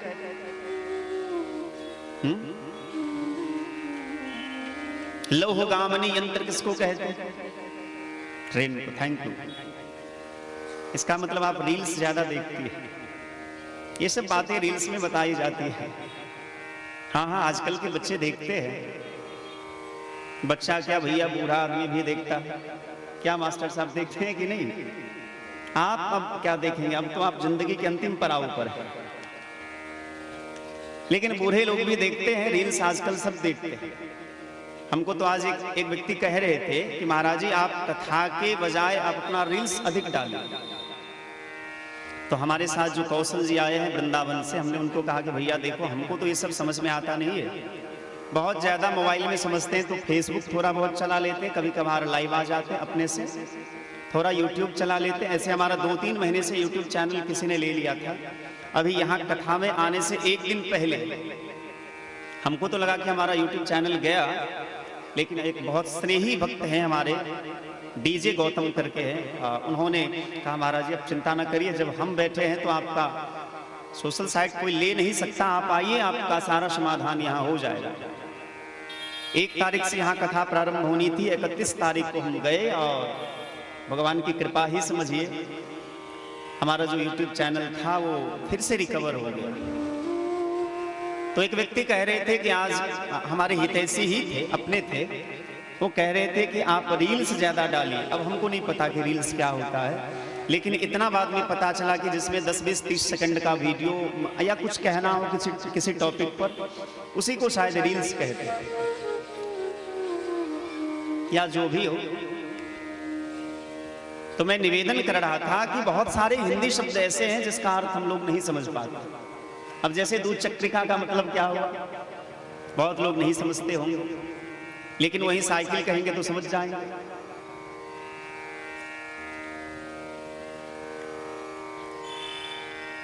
भगवान के दर्शन का फल है जीव अपनी वास्तविक स्वरूप को पहचाने। और जीव का वास्तविक रूप है क्या? तुलसी बाबा ने मानस में लिखा है, ईश्वर अंश जीव अविनाशी, ईश्वर अंश जीव अविनाशी, ईश्वर अंश जीव अविनाशी, ईश्वर अंश जीव अविनाशी, चेतन अमल सहज सुख राशि, चेतन अमल सहज सुख राशि, ईश्वर अंश जीव अविनाशी, ईश्वर अंश जीव अविनाशी, ईश्वर अंश जीव अविनाशी, ईश्वर अंश जीव अविनाशी। जीव का स्वरूप है भगवान के जो रूप है। भगवान भी सत्य हैं, चित हैं और आनंद है, इसलिए भगवान का नाम सच्चिदानंद है। और जीव का भी वास्तविक रूप जो है सत्य चित आनंद है। ईश्वर अंश जीव अविनाशी, चेतन अमल सहज सुख राशि। भागवत की जब कथा प्रारंभ होती है तो भागवत के महात्म के प्रथम श्लोक में भगवान को सच्चिदानंद कहा गया। सच्चिदानंद रूपाय विश्वोत्पत्त्यादि हेतवे तापत्रय विनाशाय श्री कृष्णाय वयं नुमः। भगवान को सच्चिदानंद कहा गया। बोले सत्य क्या है? सत्य कहे जो विनसे नाही, जिसका कभी विनाश नहीं होता, वही सत्य है। हम आप, ये संसार, ये समाज सब विनाशी है, लेकिन हमारे अंदर जो बैठा हुआ तत्व है, जो बोलता है, जो देखता है, जो सुनता है, मतलब आंख में देखने की शक्ति है पर इस शक्ति प्रदान करने वाला कोई और है। कान में सुनने की शक्ति है, लेकिन कान में सुनने की क्षमता जो है, शक्ति जो है, कोई और देता है। नहीं तो बहुत सारे लोग ऐसे मिलेंगे जिनके पास कान है पर सुनाई नहीं देता, आंखें हैं पर दिखाई नहीं देती, मुंह है पर बोल नहीं पाता। इसका मतलब है उसका जो शक्ति प्रदाता है, शक्ति प्रदान करने वाला है, वो सुषुप्त अवस्था में। हमारे अंदर कोई तो है जो बोलता है, देखता है, विचार करता है, चलता है, खाता है, पीता है। वो जब निकल जाता है तो शरीर की सारी गतिविधियां जो है शांत हो जाती है, और शरीर की सारी गतिविधियों का शांत हो जाना है मृत्यु कहलाता है। जीवन और मृत्यु में बस इतना फर्क है। यदि इस शरीर से वो प्राण तत्व जो ईश्वर का अंश है, ईश्वर अंश जीव अविनाशी, चेतन अमल सहज सुख राशि, वह आत्म तत्व जो है, जीव तत्व जो है, प्राण तत्व जो है, यदि शरीर से बाहर हो जाए तो शरीर शांत हो जाता है, उसी का नाम मृत्यु है। तो जीव अपने वास्तविक स्वरूप को पहचान ले, यही भगवान के दर्शन का फल है। जीव पाव निज सहज स्वरूपा, मम दर्शन फल परम अनूपा। वही 9 दिन का ये क्लास लगा है, ये 9 दिन का शिविर है। खासकर नौजवान भाई बहन जितने इस कथा को सुन पा रहे हैं यहाँ बैठ करके अथवा सोशल मीडिया के माध्यम से, अंतिम दिन जो हमारे 3 प्रश्नों का जवाब दे देंगे, मैं उन्हें ये अपनी घड़ी गिफ्ट कर दूंगा। हमको किसी ने गिफ्ट किया था, मैं अपनी घड़ी उसे दे दूंगा। और ये ना सोचेगा कि 2, 4, 500 का है।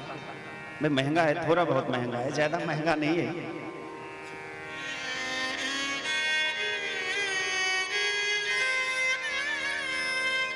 यदि यहाँ विद्यार्थी जितने हैं, जितने भी विद्यार्थी हैं, चाहे वो लड़की हो लड़का कोई भी हो, यदि 9 चौपाई सुना देंगे अंतिम दिन, तो उन्हें इस व्यासपीठ से कुछ विशेष उपहार दिया जाएगा। उसके लिए भैया सुनना पड़ेगा, मेहनत कराना पड़ेगा। बिना मेहनत का कुछ नहीं होता कोई भी। लेकिन ये नियम केवल विद्यार्थियों के लिए है, गार्जियन के लिए नहीं है। भाई गार्जियन को इतना बड़ा हम बात कैसे कह सकते हैं, ये हमारी धृष्टता नहीं होगी। लेकिन जो छोटे छोटे बच्चे हैं, जो बहनें हैं, जो भाई हैं, ये सब मेरे कहने का अभिप्राय यह है कि आप लोग मानस से जुड़िए, रामचरित मानस को जीवन में अपनाइए। कम से कम 5 दोहा 10 दोहा प्रतिदिन पाठ करिए। आजकल कहीं ना कहीं देखने पर यह पता चलता है कि प्रत्येक घर में परेशानी है। हम जिनके यहाँ ठहरे हैं वैद्यनाथ बाबू के यहाँ, तो हमसे आज सुबह या कल रात में हमसे पूछने आया, महाराज जी आपके लिए भोजन यहीं बना देते हैं, सो क्या पाएंगे? हमने कहा कि बस सूखी रोटी, पानी वाला दाल और कुछ साग माने सब्जी, हम लोग सब्जी को साग कहते हैं, वो हो जाए बस, यही बहुत। हमको लगा कि इनके घर में शायद चटपटा बनता होगा। बोले नहीं नहीं महाराज जी, हमारे घर में भी सब बीमार ही है, पथ्य ही बनता। एक कवि ने बड़ी प्यारी बात कही है, कोई तन दुखी, कोई मन दुखी, कोई धन बिन रहत उदास, थोड़े थोड़े सब दुखी, सुखी राम के दास। यह सत्य बात है। ये कोई तन दुखी, कोई मन दुखी, कोई शरीर से बीमार है, कोई मन से बीमार है, कोई धन के लिए बीमार है, कोई तन दुखी, कोई मन दुखी, कोई धन भी न रहत उदास। और सत्य बात तो यह है कि थोड़े थोड़े सब दुखी, थोड़े थोड़े सब दुखी है, सब परेशान है। सुखी कौन है? ये बहुत बड़ा प्रश्न है कि संसार में सुखी है कौन? जिसको भी देखिए सुबह होते भागते रहते, सब भाग रहे हैं। ये संसार है, संसार में सब भाग रहे, हम भी भाग रहे, आप भी भाग रहे। आपको लगता होगा कि आप बैठे, लेकिन नहीं, आप बैठे नहीं, शरीर आपका बैठा है। आपकी अंतःक्रिया जो है वो भाग रही है, सब भाग रहे हैं। मन में अनंत प्रकार की कल्पनाएं चल रही है, मन में अनेक प्रकार के संकल्प विकल्प चल रहे हैं। हर समय हम भागते रहते हैं और भागने वाला को कभी आराम नहीं मिलता।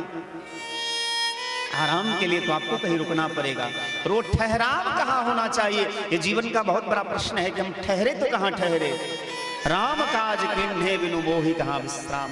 हनुमान जी से भी किसी ने कहा कि आप थोड़ा विश्राम कर लीजिए। हनुमान जी ने कहा कि नहीं नहीं, जहां विश्राम मिलेगा, जहां ठहरने से विश्राम मिलेगा, हम तो वहीं ठहरेंगे। कहां जाकर के ठहरे? जहां जिस अशोक वाटिका में भक्ति रहती है, मतलब भक्ति की शरण में जाने के बाद ही विश्राम मिलता है। संसार में आप भागते भागते थक जाओगे, विश्राम कहीं नहीं मिलेगा। और जीवन में एक ना एक दिन तो कहीं ठहरना पड़ेगा आपको। अभी से तैयारी करिए कि कहां ठहरना है आपको। कोई स्थान तो चुनिए, कोई रास्ता का तो चयन करिए। नहीं तो पता चला, बचपन में जिनसे हम पढ़ते थे उन्होंने हमको एक बात कही थी, आज भी याद है। और सत्य बात कहूं तो भैया, बचपन में हमने लोगों से बहुत कुछ सीखा। हम भिक्षाटन करने जाते थे, चावल गेहूं मांगने जाते थे ना, लोग कई तरह की बात करते थे। हमारा जन्मभूमि है, वहां भी हम जाते थे चंदा करने के लिए, चावल गेहूं मांगने के लिए। बहुत गांव में बहुत भिक्षाटन किए हैं। लोग तरह तरह की बात करते थे, लेकिन उस तरह तरह की बात में बहुत सारी बातें ऐसी होती थी जो हमारे जीवन के लिए बहुत महत्वपूर्ण होता था। हमारे शिक्षा के एक गुरु हुए, उन्होंने एक बड़ी प्यारी बात कही। एक कहावत है कि सुबह का भूला हुआ यदि शाम को घर वापस आ जाए तो उसे भूला हुआ नहीं कहते। लेकिन उसी बात पर उन्होंने एक बात दोहराई थी कि सब कुछ गवा करके होश में आए तो क्या।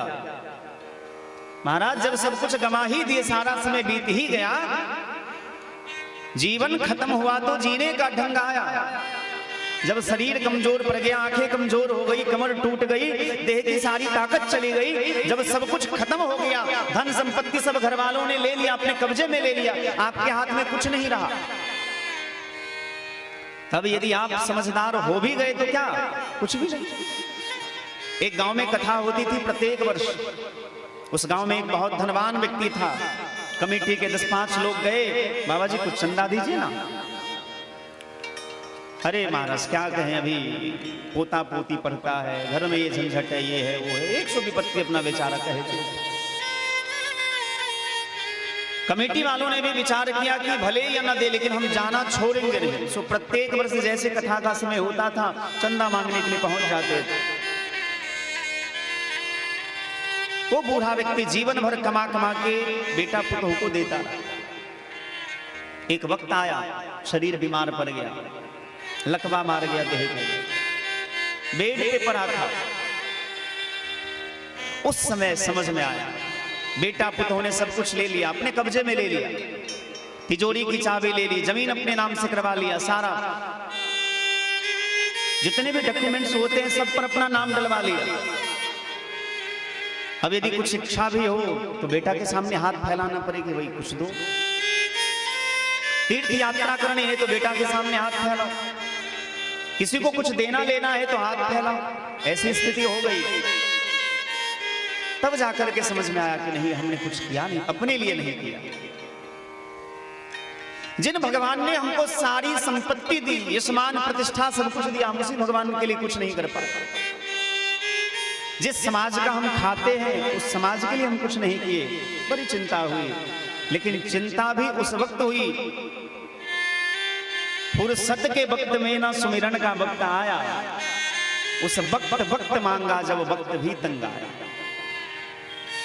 गाड़ी निकल गई तो घर से चला मुसाफिर, मायूस हाथ मलता जीवन बैरंग आया। जीवन खत्म हुआ तो जीने का ढंग आया, जब सम्मा बुझ गई तो महफिल में रंग आया।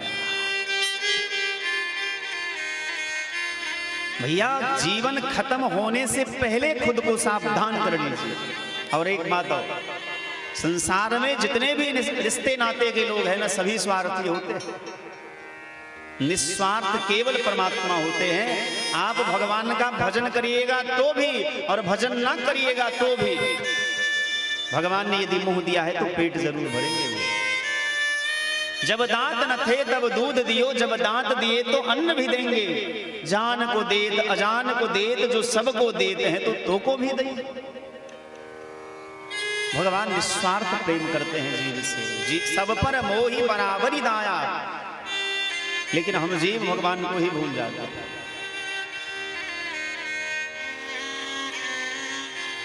आप किसी से कहिए कि भाई आधा घंटा रोज कम से कम भजन करो, समय निकाल करके।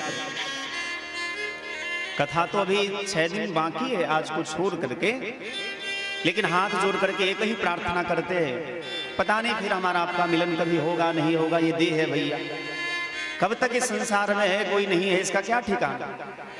हाथ जोड़ करके बस एक ही प्रार्थना करते हैं कि जितने लोग हैं भगवान का नाम खूब जपिएगा, क्योंकि संसार में जितनी साधनाएं हैं उसमें कहीं ना कहीं बहुत सारे ऐसे नियम है, संविधान है, जिसका अक्षरशः पालन नहीं करने पर दोष भी लगता है।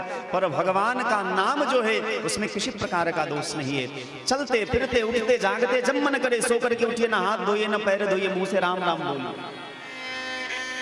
आज हम कथा श्रवण कर रहे थे, कथा सुन रहे थे। अब आपको लगेगा कि व्यास जी भी कथा सुनते हैं। अरे भैया रोज सुनते हैं, रोज पढ़ते हैं, आज भी 2-3 घंटा पढ़े। ऐसे थोड़े कोई 4-5 घंटा 6 घंटा बोलता। बोलने के लिए पहले आपको श्रोता बनना पड़ेगा। हनुमान जी बहुत बढ़िया कथावाचक हैं। रामचरित सुनवे को रसिया, लेकिन कब पहले वो कथा सुनते हैं, यत्र यत्र रघुनाथ कीर्तनम तत्र तत्र कृतमस्तकांजलि।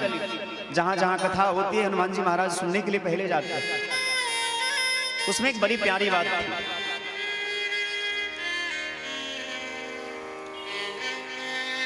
कैसे पता चलेगा कि ये सज्जन व्यक्ति और ये दुर्जन व्यक्ति है?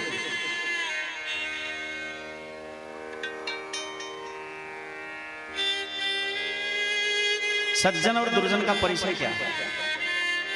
कैसे पता चलेगा कि ये सज्जन है और ये दुर्जन है? मानस में ही इसका वर्णन है। राम राम तेहि सुमिरन कीन्हा,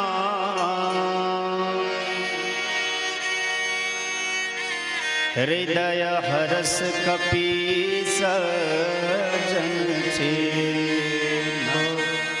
ये सज्जन का लक्षण है। मानस में लिखा है कि राम राम तेहि सुमिरन कीन्हा। हनुमान जी महाराज जब लंका में गए, देखा कि लंका निशिचर निकर निवासा, यहाँ कहाँ सज्जन कर वासा। उसी समय हनुमान जी को एक कुटिया दिखाई दिया। रामा युध अंकित गृहा शोभा बरणी न जाय, नव तुलसी का वृंद तहाँ देखी हर्ष कपि राय। हनुमान जी महाराज तुलसी के वृक्ष को देख करके प्रसन्न हो गए। देखा कि किसी का घर है जिस घर पर धनुष्मान का चित्र है। रामायुध अंकित गृहा शोभा बरणी न जाय, नव तुलसी का वृंद तहाँ देखी हर्ष कपि राय। लेकिन केवल इतने से संतोष नहीं हुआ। तुलसी बाबा लिखते हैं कि राम राम तेहि सुमिरन कीन्हा।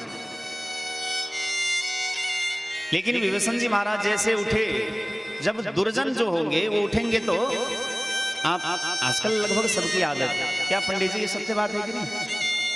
लोग फोन को बगल में ही तकिया के पास में लेके सोते, और जब सुबह आंखें खुलती, आंख नहीं भी खुले, ऐसे हाथ को हिलाते रहते, कहाँ कोई मोबाइल मिल जाए तो सबसे पहले खोलते हैं, देखते हैं फेसबुक पे कोई मैसेज तो नहीं आया, कुछ नया अपडेट तो नहीं हुआ, व्हाट्सएप में किसी ने मैसेज तो नहीं किया, किसी ने रात में फोन तो नहीं किया।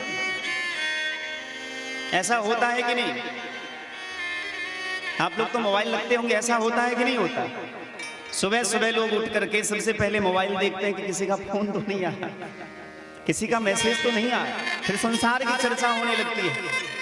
अब बेड पे पड़े हैं और संसार फोन से बतिया रहे हैं। गुड मॉर्निंग, हाय, कैसे हो? अच्छा अच्छा, रात में अरे मैं तो सो गया था, आपने फोन किया, मेरी आंख लग गई। अरे भैया कम से कम उठे हो तो पहले 2-4 बार भगवान का नाम तो ले लो। उठते ही जो संसार की चर्चा करिए, दुर्जनों का लक्षण है। चाहे वो कोई भी हो, मैं हूं या आप हो। यदि मैं भी ऐसा करता हूं, सुबह उठ करके फोन चलाता हूं, सुबह उठ करके मैं संसार के बारे में चिंतन करता हूं, तो मैं दुर्जन हूं। मैं सिर्फ आपको नहीं कह रहा, यदि मैं भी ऐसा करता हूं तो मैं दुर्जन हूं। लेकिन यदि सुबह उठ करके मैं भगवान का नाम लेता हूं, पहले राम राम ते, और ये बात हम अपने मन से नहीं कह रहे, मानस में लिखा है कि राम राम ते सुमिरन कीन्हा, हृदय हर्ष कपि सज्जन चिन्हा। हनुमान जी महाराज कहते हैं, विभीषण जी ने जैसे राम राम कहा तो हृदय हर्ष कपि सज्जन चिन्हा। हनुमान जी महाराज जान गए कि ये दुर्जन नहीं, ये सज्जन है। लंका निशिचर निकर निवासा, यहाँ कहाँ सज्जन कर वासा। हनुमान जी के मन में प्रश्न आया था कि यहाँ सज्जनों का वास कहाँ है भैया, लेकिन तुरंत दिखाई दिया। जैसे राम राम तेहि सुमिरन कीन्हा, विभीषण जी महाराज ने राम राम कहा और हनुमान जी महाराज के कान में ये शब्द गई। हनुमान जी महाराज ने विचार किया, हृदय हर्ष, हनुमान जी महाराज प्रसन्न हो गए। कपि सज्जन चिन्हा, बोले ये सज्जन हो सकते। इसका अर्थ मानो यह है कि जो उठ करके भगवान का नाम लेता है वह सज्जन है, और जो उठ करके संसार की चर्चा करता है वो दुर्जन है। अब आप स्वयं विचार करिए कि आप सज्जन हैं या दुर्जन हैं। यदि दुर्जन हैं भी तो कल से बदल लीजिए अपने आप को, कल से भगवान का नाम लेकर के उठिए। उठिए तो कम से कम 2 मिनट, ज्यादा नहीं 2 मिनट। सीताराम सीताराम सीताराम सीताराम सीताराम सीताराम सीताराम सीताराम सीताराम सीताराम, ऐसे भगवान का नाम बस 1-2 मिनट कम से कम ले लीजिए। उठिए तो कम से कम सबसे पहले भगवान को प्रणाम करिए, पृथ्वी को प्रणाम करिए। छोटी छोटी बातें हैं जिसको यदि हम जीवन में उतारे तो हमारा जीवन में परिवर्तन आ सकता है।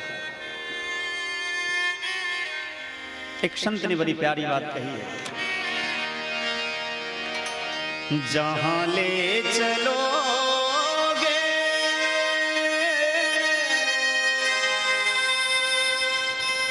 वहीं मैं चलूंगा जहाँ नाथ रख लोगे वहीं मैं रहूंगा जहाँ ले चलोगे वहीं मैं चलूंगा जहाँ नाथ रख लोगे वहीं मैं रहूंगा जहाँ ले चलोगे वहीं मैं चलूंगा जहाँ नाथ रख लोगे वहीं मैं रहूंगा जहाँ ले चलोगे वहीं मैं रहूंगा जहाँ नाथ रख लोगे वहीं मैं रहूंगा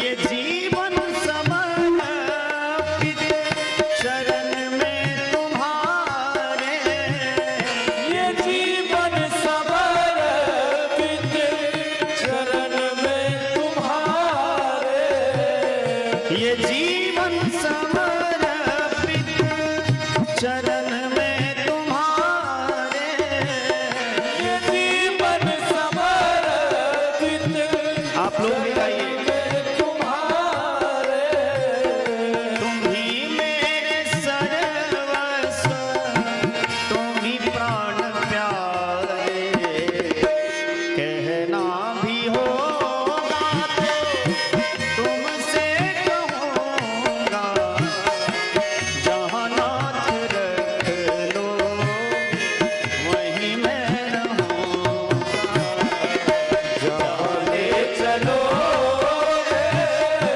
वहीं मैं चलूंगा जहाँ नाथ रख लोगे वहीं मैं रहूंगा जहाँ ले चलोगे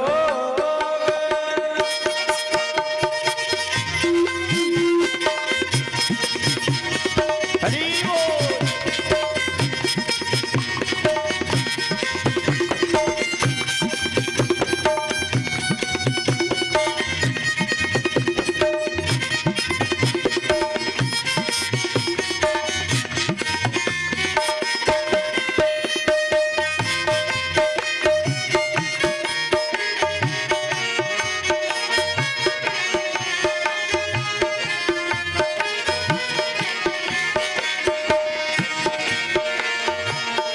ना कोई उले है ना कोई अर्जी ना कोई उलहना ना कोई हर्जी ना कोई उले है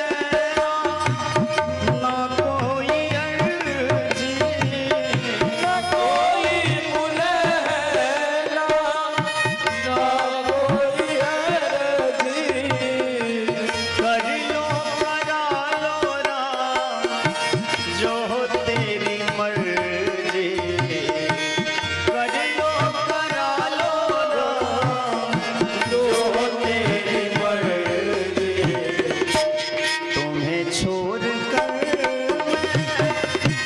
किससे कहूँगा जहाँ नाथ रख लोगे वहीं मैं रहूँगा जहाँ ले चलोगे वहीं मैं चलूंगा जहाँ नाथ रख लोगे वहीं मैं रहूंगा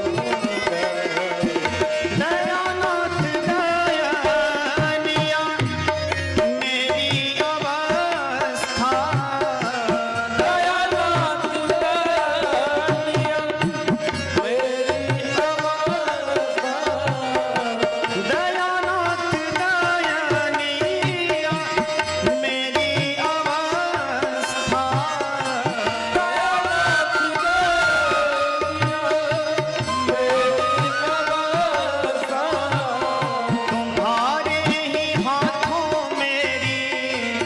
सारी व्यवस्था तुम्हारे ही हाथों मेरी सारी व्यवस्था सहाओगे नाथ जो खुशी से सहूंगा जहाँ नाथ रख लोगे वहीं मैं रहूंगा जहाँ ले चलोगे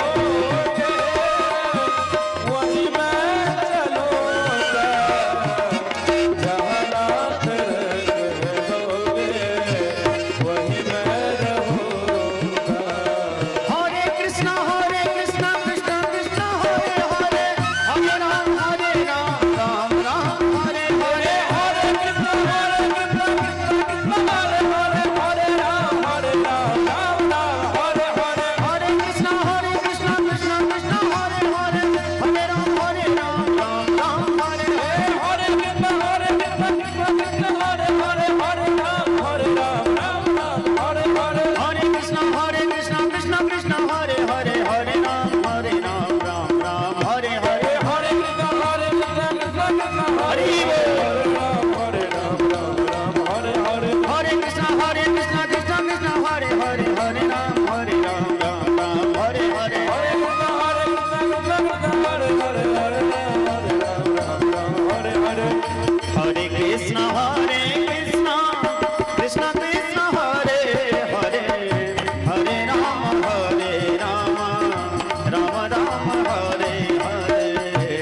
हरे कृष्ण हरे कृष्ण कृष्ण कृष्ण हरे हरे, हरे राम राम राम हरे हरे। जहाँ ले चलोगे वहीं मैं चलूंगा, जहाँ नाथ रख लोगे वहीं मैं रहूंगा। जहाँ ले चलोगे वहीं मैं चलूंगा, जहाँ नाथ रख लोगे वहीं मैं रहूंगा। बोलिए वृंदावन बिहारी लाल की। अब यदि आपसे कोई पूछेगा कि सज्जन का लक्षण क्या है और दुर्जन का लक्षण क्या है तो आप बता देंगे ना? अरे हाँ या ना तो बताइए। केवल बच्चे ही कह रहे हैं, बूढ़े लोग नहीं कह रहे हैं। और एक बात और, आज कुछ लोग गए थे महाराज जी हमको दीक्षा लेनी है, तो आज न दे करके परसों, कल या परसों का नाम हमने बताया।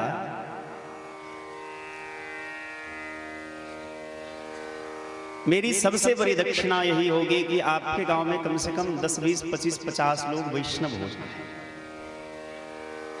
अब देखते हैं, आपके गांव का नाम तो हमने बहुत सुना है, लेकिन देखते हैं कि कौन कौन वैष्णव होते हैं। आज मैं सुन रहा था, हमारे व्यास जी गा रहे थे, वैष्णव हो मैये पर तो नर शरीर पौलेता, वैष्णव हो मैये पर तो जाइन बूझ जो वैष्णव हेवे कुल समेत तरतो, नई असली तो नकली वैष्णव हो मैये पर। सत्य बात है कि वैष्णव तो होना ही पड़ेगा। ऐसे कई लोगों के मन में संदेह होगा कि दीक्षा यदि लेना चाहे तो दीक्षा कितनी प्रकार की होती है। सभी सावधानी पूर्वक सुनिएगा। 2 प्रकार की दीक्षा होती है। एक वैष्णवी दीक्षा जिसमें गले में तुलसी की माला धारण करनी पड़ती है, ऊर्ध्वपुंड तिलक धारण करना पड़ता है। और एक दीक्षा होती है तो जो वैष्णव होना चाहते हैं उनके लिए तो बहुत नियम है। उनको कंठी धारण करना ही होगा, गले में तुलसी की माला पहननी होगी, प्रतिदिन गुरु मंत्र का जाप करना ही होगा। और एक दीक्षा होती है जो महाराज जी हमारा देह केवल शुद्ध हो जाए, और अभी 1, 2 साल, 4 साल, 5 साल का मौका दीजिए। ऐसी दीक्षा जो होती है जिसमें थोड़ा बहुत छूट रहता है कभी कभार के लिए। अब जैसे मान लीजिए कोई बहुत बड़ा शराबी है, उसे शराब पीने की आदत से हो गई, डॉक्टर के पास गया, डॉक्टर ने कहा कि देखो भैया शराब देह के लिए हानिकारक है। लेकिन उस शराबी ने कहा कि हम आपकी दवाई तब खाएंगे जब हमको अनुमति दीजिएगा कि हम कभी कभार शराब पी सकते हैं। कभी कभी शराब छुड़ाने के लिए भी आज्ञा दी जाती है कि शराब पियो। ध्यान से सुनिएगा, वैसा नहीं कि अब आप कहीं हमारा नाम बदनाम करिएगा कि अरे सरबंदास जी तो कह रहे थे कि शराब पीना चाहिए। भैया हम वो ना कह रहे, हम कह रहे हैं कि कभी कभी किसी चीज को छुड़ाने के लिए भी उसे पकड़ने की आज्ञा दी जाती है। जैसे यदि मान लीजिए किसी को डायबिटीज हो गई, तो डायबिटीज में डॉक्टर मना कर देते कि आप चावल मत खाइए, रसगुल्ला मत खाइए, चीनी मत खाइए, आलू मत खाइए। लेकिन मान लीजिए कोई ऐसा व्यक्ति है जिसको डायबिटीज हुआ और उसको भात बहुत प्यारा, भात नहीं खाएगा तो बेचारा 10 दिन में ही मर जाएगा। रसगुल्ला से बहुत प्रेम है, तो डॉक्टर क्या कहता है?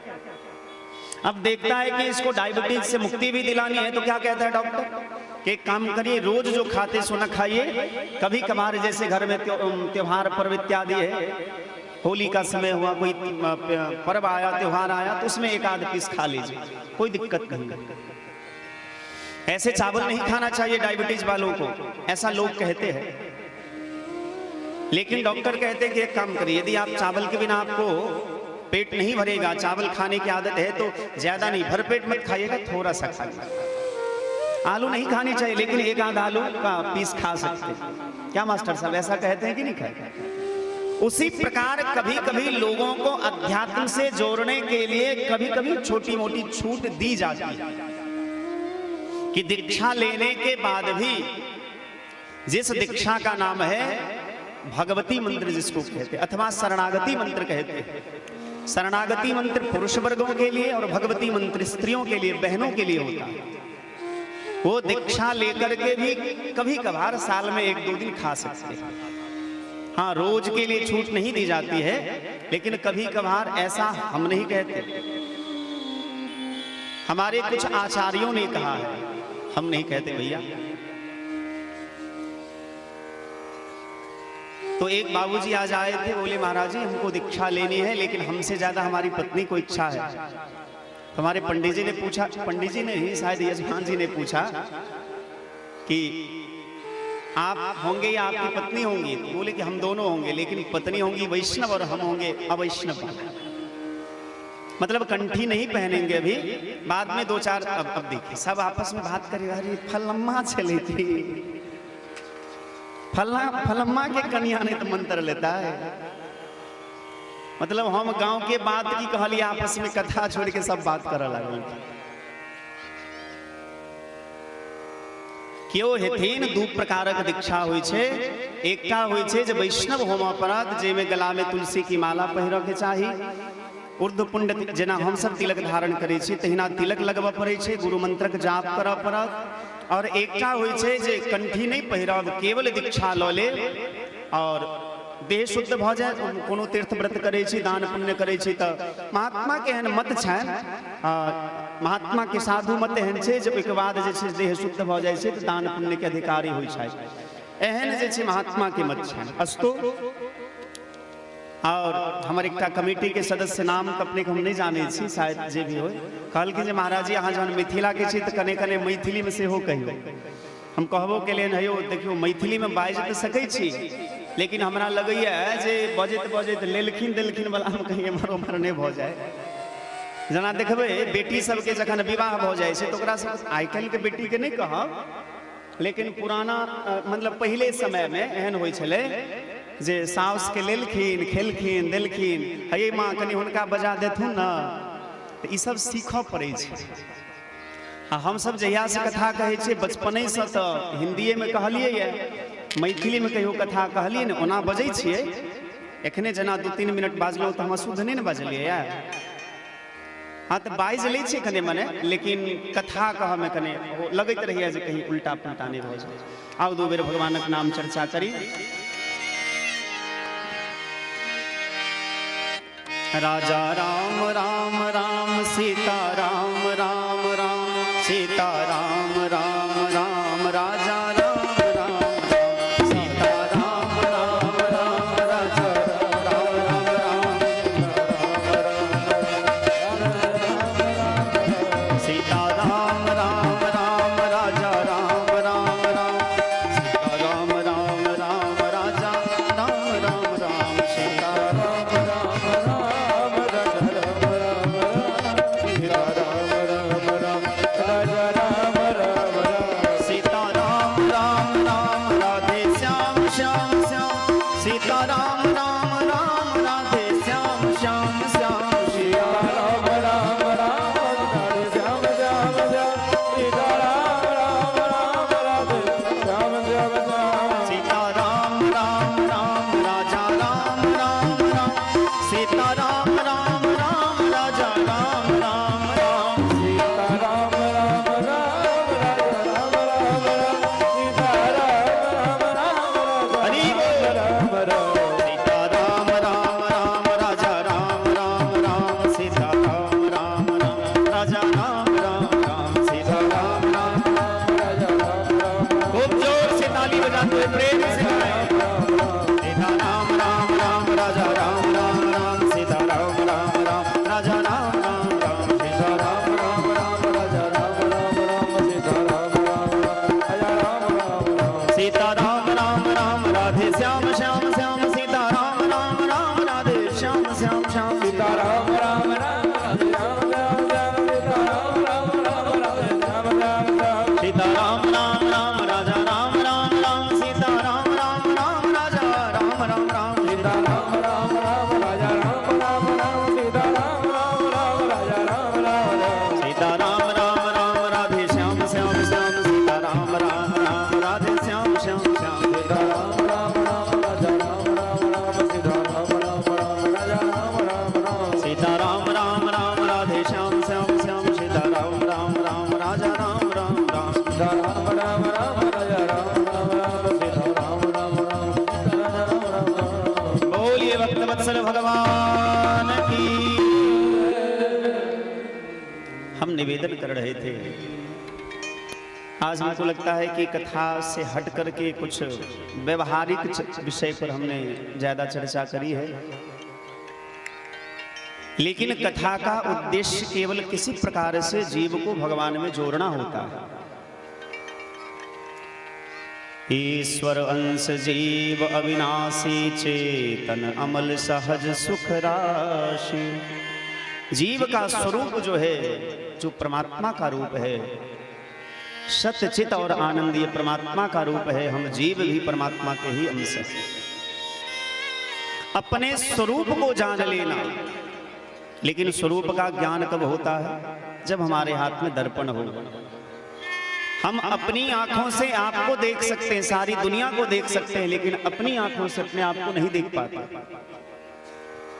अपना चेहरा देखने के लिए हाथ में दर्पण होना आवश्यक है। उसी प्रकार हम क्या है ये जानने के लिए हमें शास्त्र का दर्शन करना चाहिए, संतों के पास जाना चाहिए, महापुरुषों के पास जाना चाहिए। जब सती पार्वती के रूप में हिमालय के घर में जन्म ली तो नारद बाबा उनके घर में आते हैं। नारद बाबा ने हस्तरेखा देख करके कहा, अगुण अमान मातु पितुहीना उदासीन सब संशय छीना। ऐसे तो आपकी बेटी के हाथ में जितनी भी रेखा है सभी बढ़िया है, सब लक्षण संपन्न कुमारी हुई है, संतत पिय ही प्यारी। लेकिन एक आधा अवगुण भी है। अवगुण क्या है? अगुण अमान मातु पितुहीना उदासीन सब संशय छीना।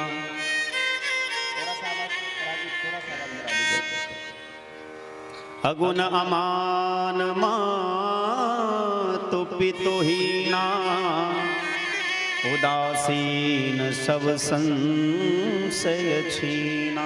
इनके जो पति होंगे अगुण होंगे, मतलब जो तीनों गुणों से परे होंगे, त्रिगुणातीत होंगे। अमान, मान रहित होंगे, जो मान सम्मान के भूखे नहीं होंगे। अगुण अमान मातु पितुहीना, जिनके माता पिता कोई नहीं अपितु जो सबके माता पिता होंगे।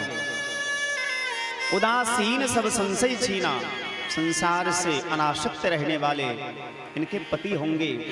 और जे जे बर के दोष बखाने ते सब शिव पही मैं अनुमाने। मैंने बर के जितने भी दोष कहे हैं उस सारे दोष कह लीजिए अथवा स्वभाव कह लीजिए भगवान शिव में विद्यमान है। जो विवाह शंकर सन होई,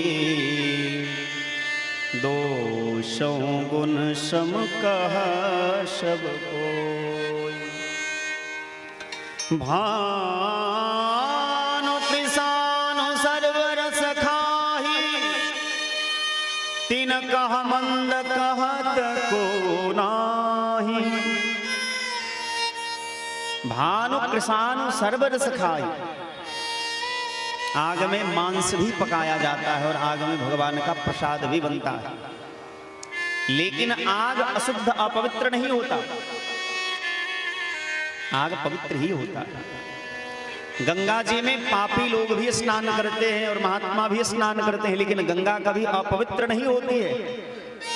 सूर्य का प्रकाश सज्जन के ऊपर भी पड़ता है, दुर्जन के ऊपर भी पड़ता है, लेकिन भगवान सूर्य दोषी नहीं होते। भगवान नारायण शेष नाग की सैया पर सोते हैं, लेकिन क्या उन्हें कोई अवगुणी कहता? नहीं कहता। समरथ कहो नहीं दोष गोसाई।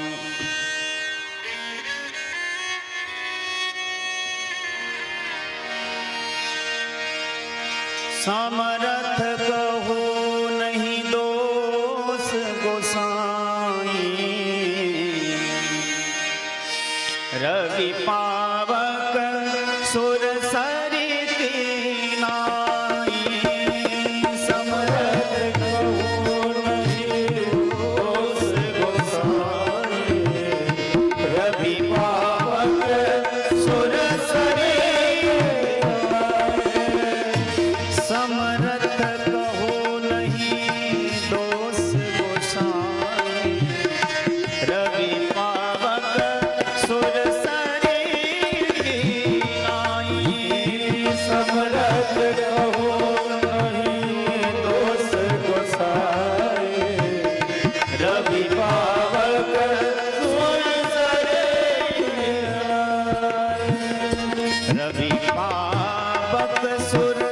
सरी नाई। रवि पावक सुर मानस में लिखा है कि समर्थ कहो नहीं दोष गोसाई। यहां बहुत सारे विद्वान लोग बैठे हैं। इसका अर्थ सामान्य लोग जिनको मानस का गूढ़ अर्थ पता नहीं है, वो इस पंक्ति का अर्थ यही करते हैं कि सामर्थ्यवान को दोष नहीं लगता। यही अर्थ करते हैं कि समर्थ कहो नहीं दोष गोसाई। बात बात पर कह देंगे जो समर्थ कहो नहीं दोष गोसाई। रवि पावक सुर सरी की नाई। लेकिन इसका गूढ़ार्थ जो है ये नहीं है। इसका गूढ़ार्थ क्या है? तुलसी बाबा कहते हैं कि मैं सामर्थ्यवान उसी को कहता हूं जिसमें दोष नहीं हो।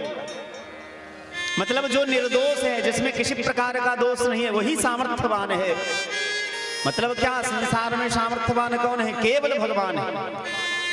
केवल भगवान में ही दोष नहीं। बाकी संसार में जितने भी लोग हैं, चाहे कोई ऊपर बैठा हो नीचे बैठा हो, सब में कोई ना कोई दोष अवश्य रहता है। इसलिए हम तो बात बात पर गाते हैं ऐसे। एक विधाता निर्दोष रहा, एक विधाता निर्दोष रहा, बाकी सब में कोई ना कोई दोष रहा। बाकी सब में कोई ना कोई दोष रहा। बाकी सब में कोई ना कोई दोष रहा। बाकी सब में कोई ना कोई दोष रहा। एक विधाता निर्दोष रहा, एक विधाता निर्दोष रहा।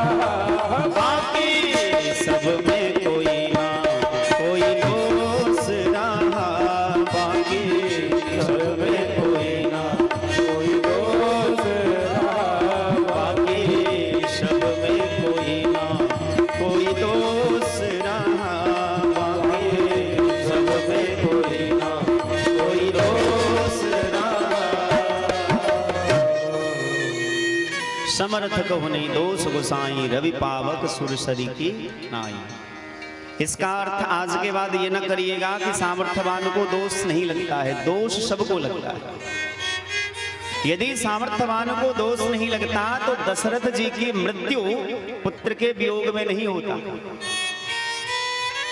उनको श्राप लगा था, उनसे बड़ा सामर्थ्यवान कौन होगा जिनके बेटे साक्षात भगवान ही हो। दोष सबको लगता है, लेकिन तुलसी बाबा कहते हैं कि मेरी दृष्टि में सामर्थ्यवान ही वही है जिसमें दोष है ही नहीं। ऐसा नहीं कि सामर्थ्यवान को दोष नहीं लगता है, जिसमें दोष नहीं है वही सामर्थ्यवान है, और जो दोषी है वो सामर्थ्यवान कैसे हो सकता है। गंगा सामर्थ्यवान है, सूर्य सामर्थ्यवान है, भगवान नारायण सामर्थ्यवान है, अग्नि देवता सामर्थ्यवान है। रवि पावक सुरसरी की नाई, समर्थ कहो नहीं दोष गोसाई।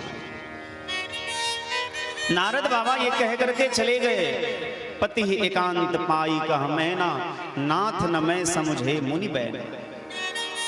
मैना ने हिमांचल को कहा कि मैं महात्मा की बात को समझ नहीं पाई। महात्मा नारद क्या कह रहे थे?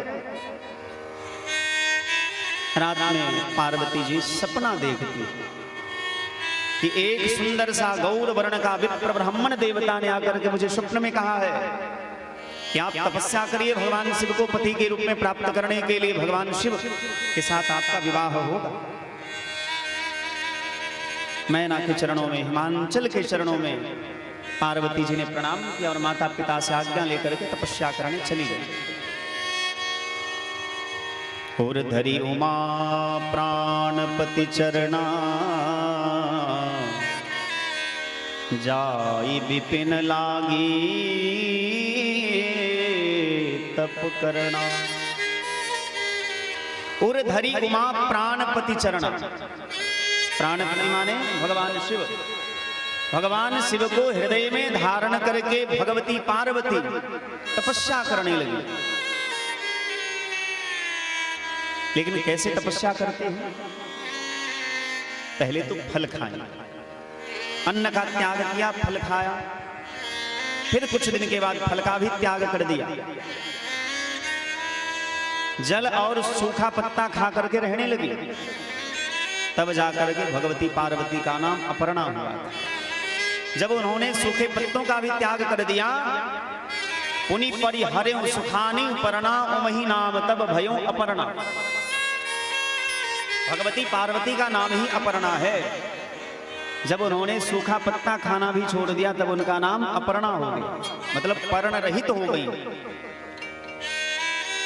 इधर भगवती पार्वती शिवजी को पति के रूप में पाने के लिए तपस्या कर रही है।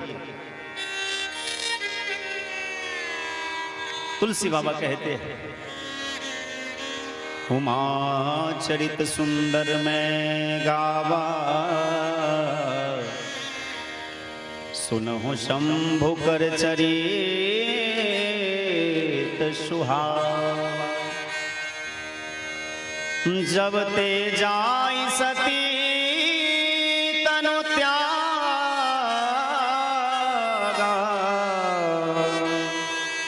तब ते शिव मन भयं विरागा।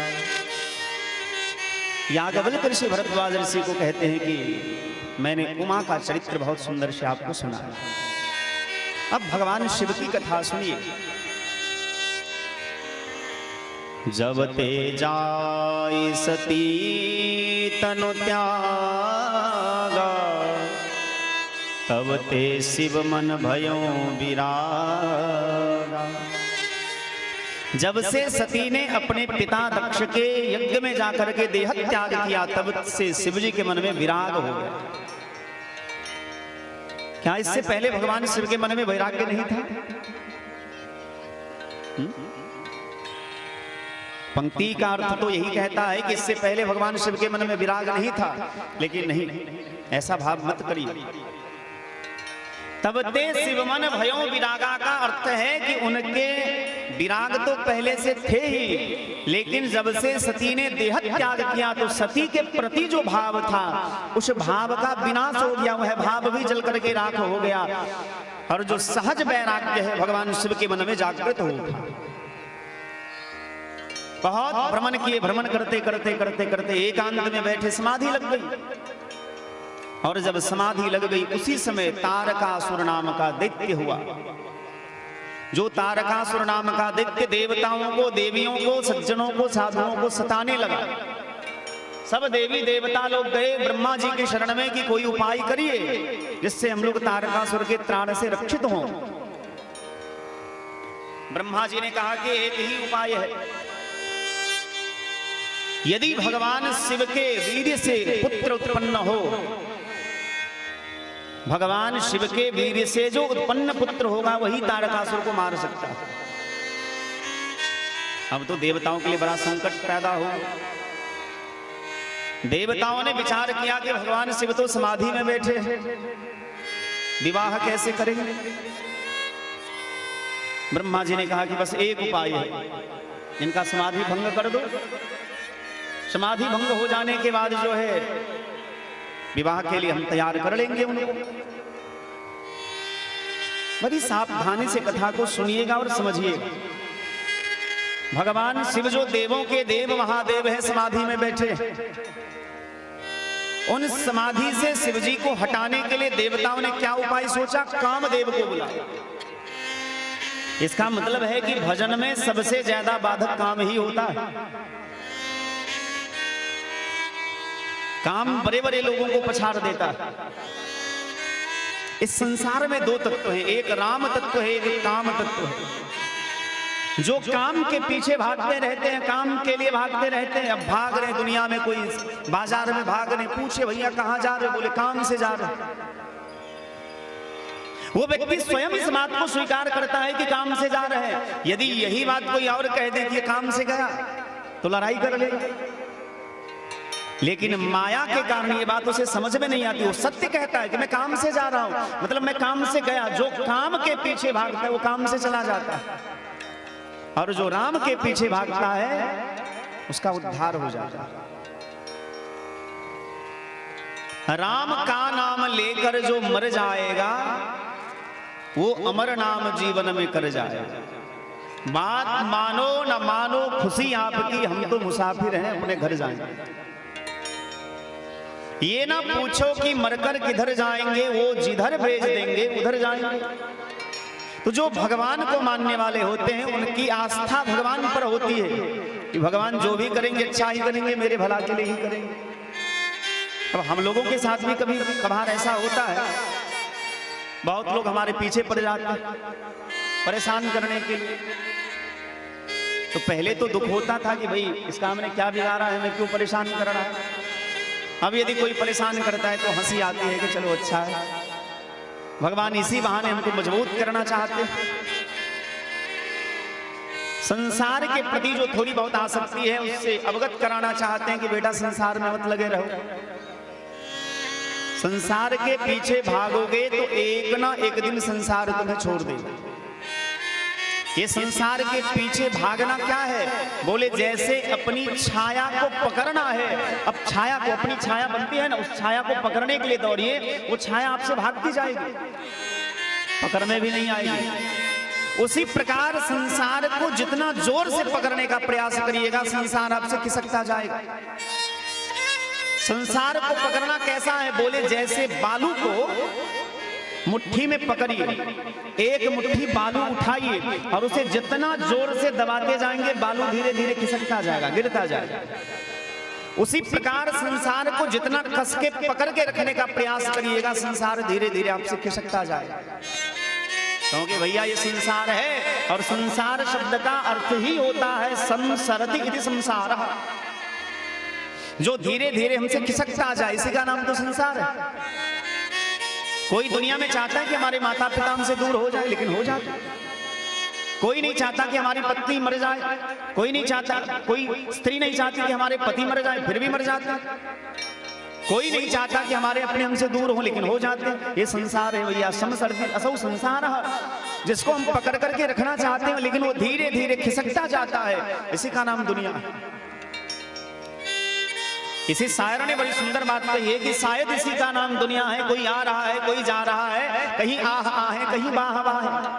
अभी आपके गांव में कथा हो रही है, आप लोग कथा मंडप में बैठे हैं तो आपको बड़ी प्रसन्नता है, आप बड़े प्रसन्न हैं, लेकिन किसी गांव में मातम छाया होगा, किसी के घर में उत्सव बज रहा है, किसी के घर में ढोल नगारा बज रहा है, किसी के घर में विदाई के गीत बज रहे होंगे, किसी के घर में लोग रो रहे होंगे, किसी के घर में कोई मर गया होगा, किसी के घर में कोई जन्म लिया होगा। शायद इसी का नाम दुनिया है, कोई आ रहा है कोई जा रहा है, कहीं आह आह है कहीं वाह वाह है। ऐसे संसार को छोड़ देना भी बहुत बड़ी काबिलियत नहीं है, क्योंकि लता जी ने एक बहुत सुंदर पद गाया है कि संसार से भागे फिरते हो भगवान को क्या तुम पाओगे, इस लोक को जो अपना न सके उस लोक में क्या तुम पाओगे। संसार से भागना समाधान नहीं है, संसार में रह करके जीने की कला को सीख लेना यह समाधान है। और वो कला है क्या? एक संत ने बड़ी प्यारी बात कही कि न जग छोड़ो न हरि बोलो, न जग छोड़ो न हरि बोलो। मास्टर साहब सो क्यों न है, ठीक से बैठिए।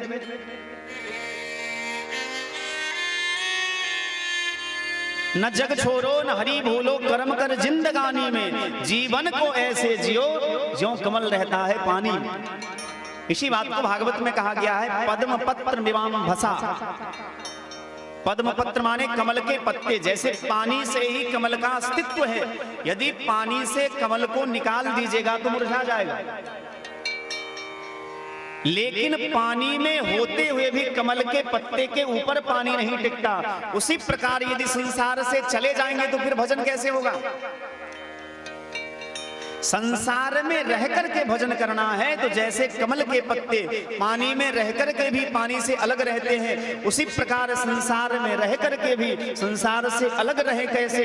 ये कला कहाँ सिखाई जाती है? बोले राम कथा में बैठो तब ये कला सिखाई जाती है।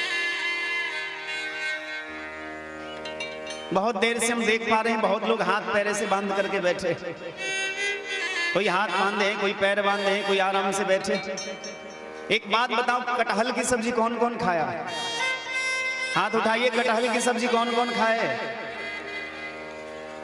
सब झूठा ही बोल रहे हैं। अच्छा, आप लोग खाए? सब खाए होंगे भैया, हम भी खाए। अच्छा सुन लिए बुआ, हम करे कटहल की सब्जी लगभग सब लोग खाए होंगे। कटहल को काटते जब है तो आपने देखा होगा उसमें बहुत सारा चिपचिपा पदार्थ होता है जो हाथ में लग जाता है, हमारे यहाँ उसको लस्सा कहते हैं। अब कटहल की सब्जी खानी है और लस्सा भी ना लगे, वो चिपचिपा पदार्थ भी ना लगे, तो उसके लिए उपाय क्या है? हाथ में पहले से ही सरसों का तेल लगाई लो। कटहल को काटने से पहले हाथ में सरसों का तेल लगा लो तो आसानी से वो चिपचिपा पदार्थ छूट जाए।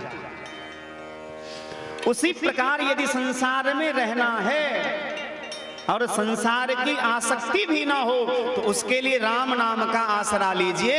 राम नाम जपते रहिए, काम करते चलो, नाम लेते चलो। तो यदि आपने ऐसी कला सीख ली, भगवान के नाम का सहारा ले लिया। किसी संत ने बड़ी प्यारी बात कही है कि चलती चाकी देख कर दिया कबीरा रोई, दो पाटन के बीच में साबुत बचा न कोई।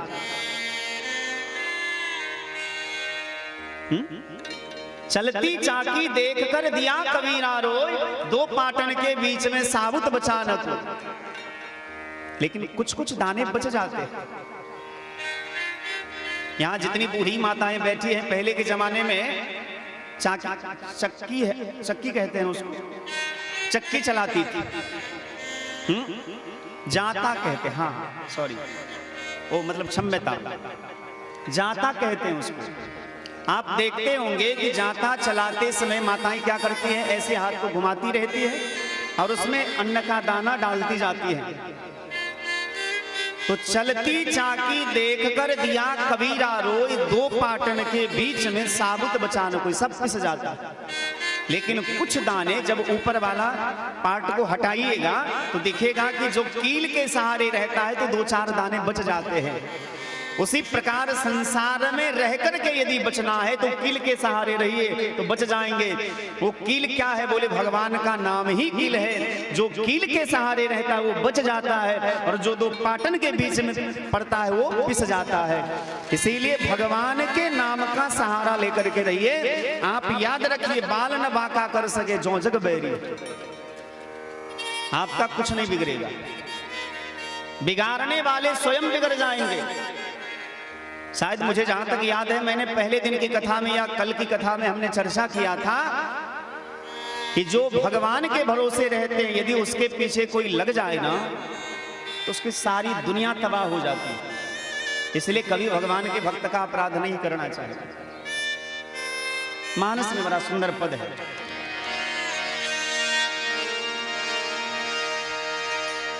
जो अपराध भगत कर कराए, जो अपराध भगत कर कराए, राम रोष पावक सो जराए, राम रोष पावक सो जो अपराध भगत कर कराई, जो अपराध भगत कर कराई, अपराध भगत कर कराई, जो अपराध भगत कर कराई, जो अपराध भगत कर कराई, राम रोष पावक सो जराई, जो अपराध भगत कर कराई, राम रोष पावक सो जराई। जो भगवान के भक्त का अपराध करते हैं, भगवान की क्रोधाग्नि में जल करके वो राख हो जाते हैं। इसीलिए भगवान के भक्त का कभी अपराध नहीं करना चाहिए। देवताओं ने कामदेव को बुलाया कि आप भगवान शिव की समाधि को भंग कराइए। कामदेव ने कहा कि क्षमा करिएगा, हम ये नहीं कर सकते। मुझे पता है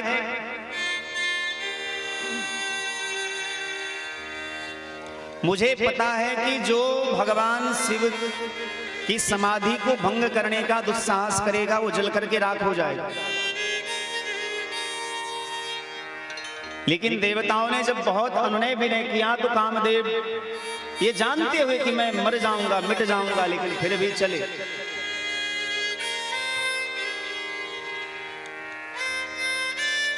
क्यों? एक बड़ा सुंदर पद है, उसको समझिएगा। परहित लागी तजाई जो देहि, परहित लागी तजाई जो देहि, परहित लागी तजाई जो देहि, परहित लागी तजाई जो देहि, संतत संत प्रसन्न सहित ही, संतत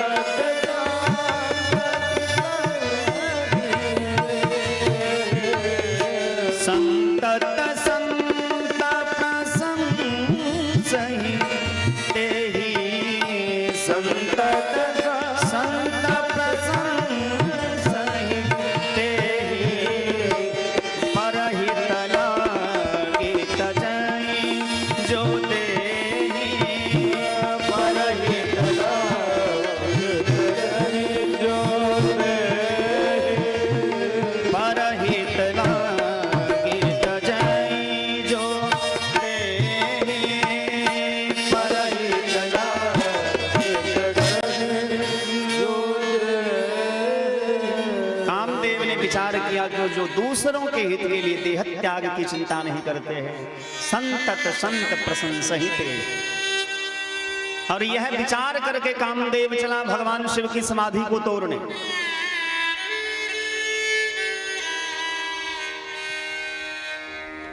उधर भगवान ने देखा कि जब शिवजी समाधि में बैठे हैं तो भगवान प्रकट हुए। राम जी के चरणों में शिवजी ने प्रणाम किया, बोले आज्ञा करिए सरकार, क्या आज्ञा है? राम जी ने कहा कि हमारी इच्छा है आप विवाह करिए। आपको पति के रूप में पाने के लिए पार्वती तपस्या कर रही है। शिवजी ने कहा सरकार कान पकड़ते हैं, अब ऐसी गलती नहीं करेंगे। एक बार विवाह करके देखा, बहुत रोना पड़ता, बहुत कष्ट होता। अब विवाह के चक्कर में हमको न डालिए। राम जी ने कहा कि हमारी आज्ञा है, यदि आपके विवाह करने से संसार का हित होता है तो आप विवाह करिए, हमारी आज्ञा है। शिव जी ने कहा कि सिर धरि आय सु करिए तुम्हारा परम धर्म या नाथ हमारा। आपकी आज्ञा अपने शीश पर धारण करते हैं, ये हमारा सबसे बड़ा परम धर्म है। भगवान ने कहा नहीं नहीं, आप मेरी आज्ञा को शीश पर धारण मत करिए। बोले क्यों? क्योंकि आपके शीश से ही गंगा बहती है, कहीं मेरी आज्ञा भी बह गई आप फिर से समाधि में बैठ जाओगे, फिर हमारा काम का क्या होगा, मेरी आज्ञा का क्या होगा? इसीलिए मेरी आज्ञा को हृदय में धारण करिए। और शिव जी ने भगवान की आज्ञा को हृदय में धारण किया और पार्वती की प्रेम को स्मरण करके फिर से समाधि में बैठ गए। इधर देवताओं ने कामदेव को भेजा।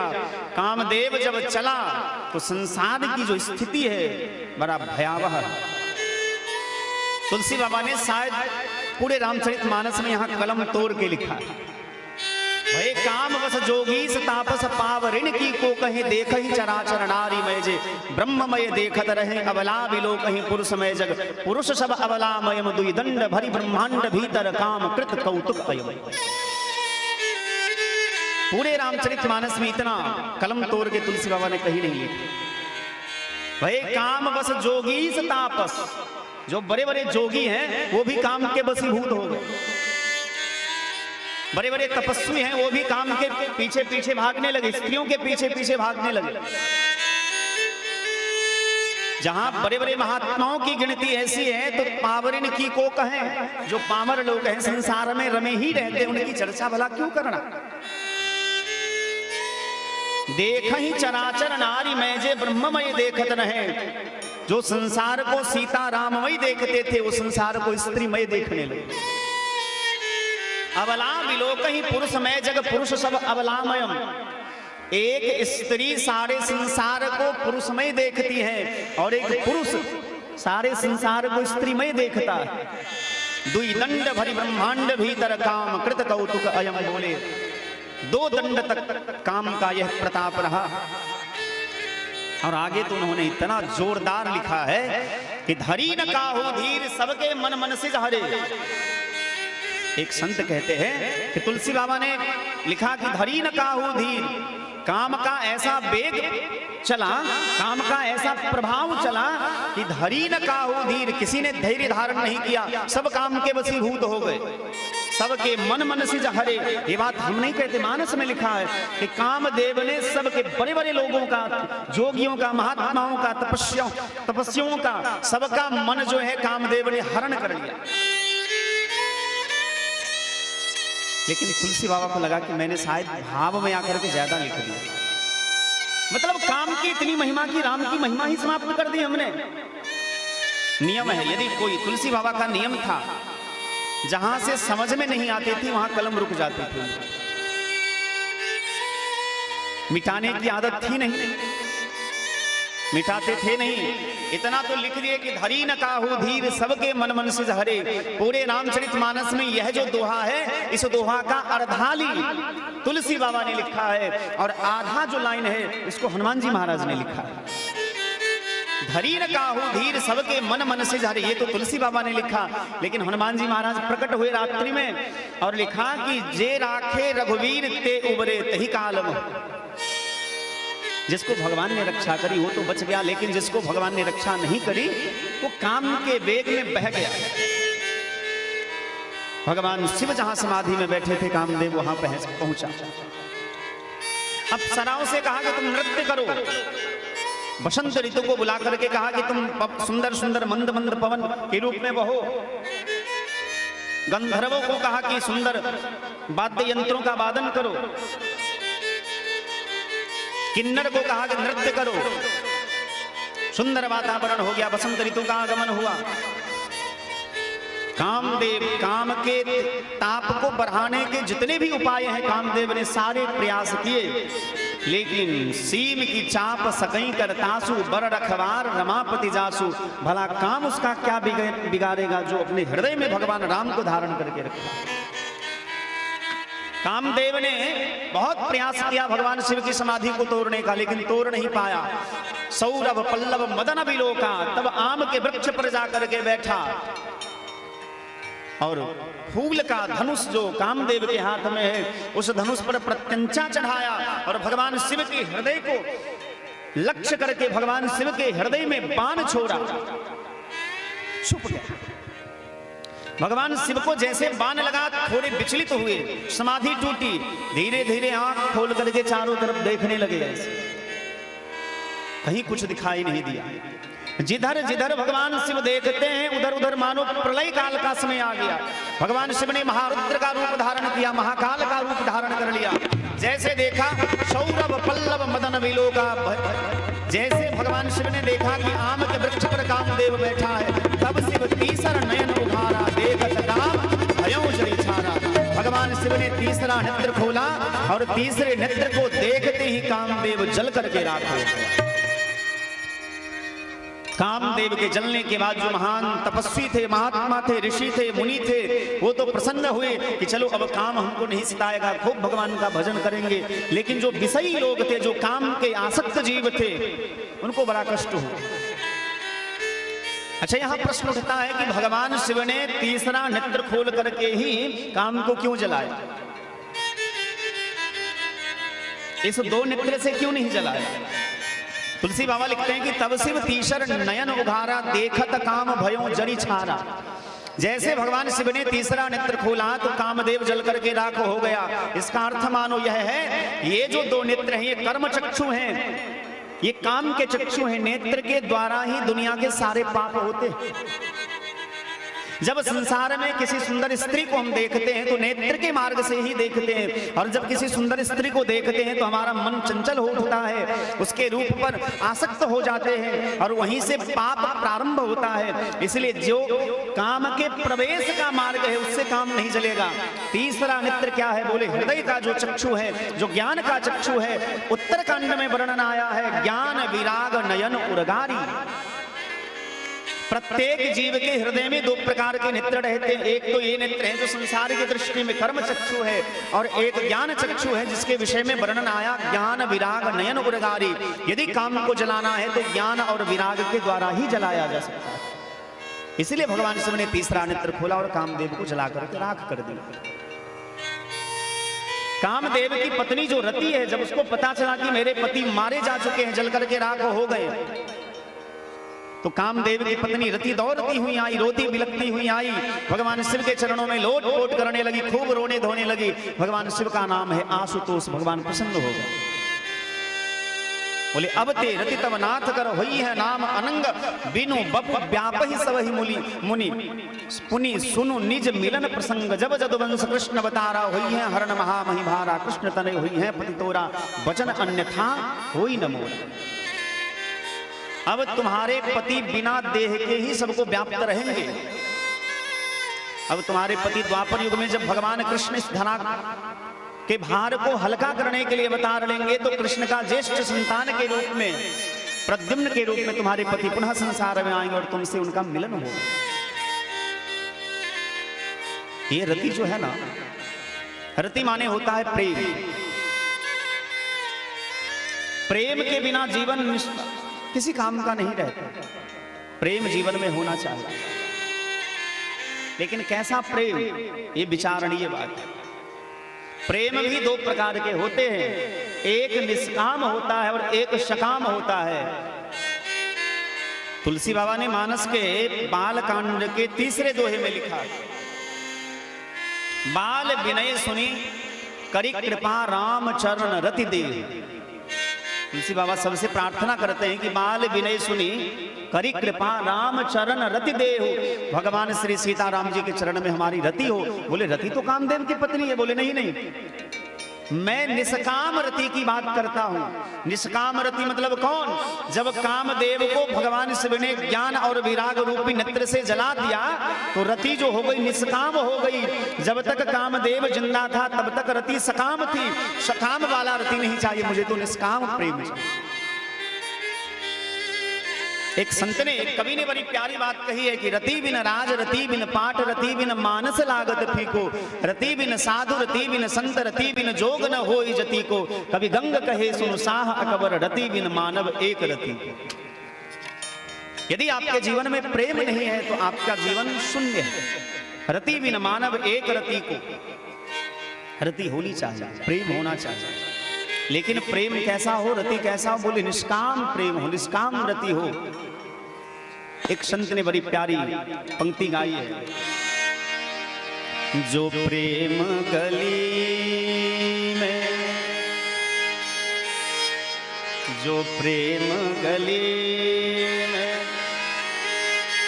आए नहीं प्रियतम का ठिकाना, क्या जाने जो प्रेम गली में आए नहीं प्रियतम का ठिकाना, क्या जाने जो प्रेम गली में आया नहीं प्रियतम का ठिकाना, क्या जाने जो प्रेम गली में आया नहीं प्रियतम का ठिकाना, क्या जाने। जिसने कभी प्रीत, जिसने कभी प्रीत लगाई नहीं, वो प्रेम निभाना, क्या जाने। जिसने कभी प्रीत लगाई नहीं, वो प्रेम निभाना, क्या जाने। जिसने कभी प्रीत लगाई नहीं, वो प्रीत निभाना, क्या जाने जो प्रेम गली में आए नहीं प्रियतम का ठिकाना, क्या जाने जो प्रेम गली में आया नहीं प्रियतम का ठिकाना, क्या जाने। हे मुरलीधर छलिया मोहन, हम भी तुमको दिल दे बैठे हैं। मुरलीधर छलिया मोहन, हम भी तुमको दिल दे बैठे। घनश्याम तेरे चरणों की कसम, हम तुमसे मोहब्बत कर बैठे। घनश्याम तेरे चरणों की कसम, हम तुमसे मोहब्बत कर बैठे। एक दिल के सिवा, एक दिल के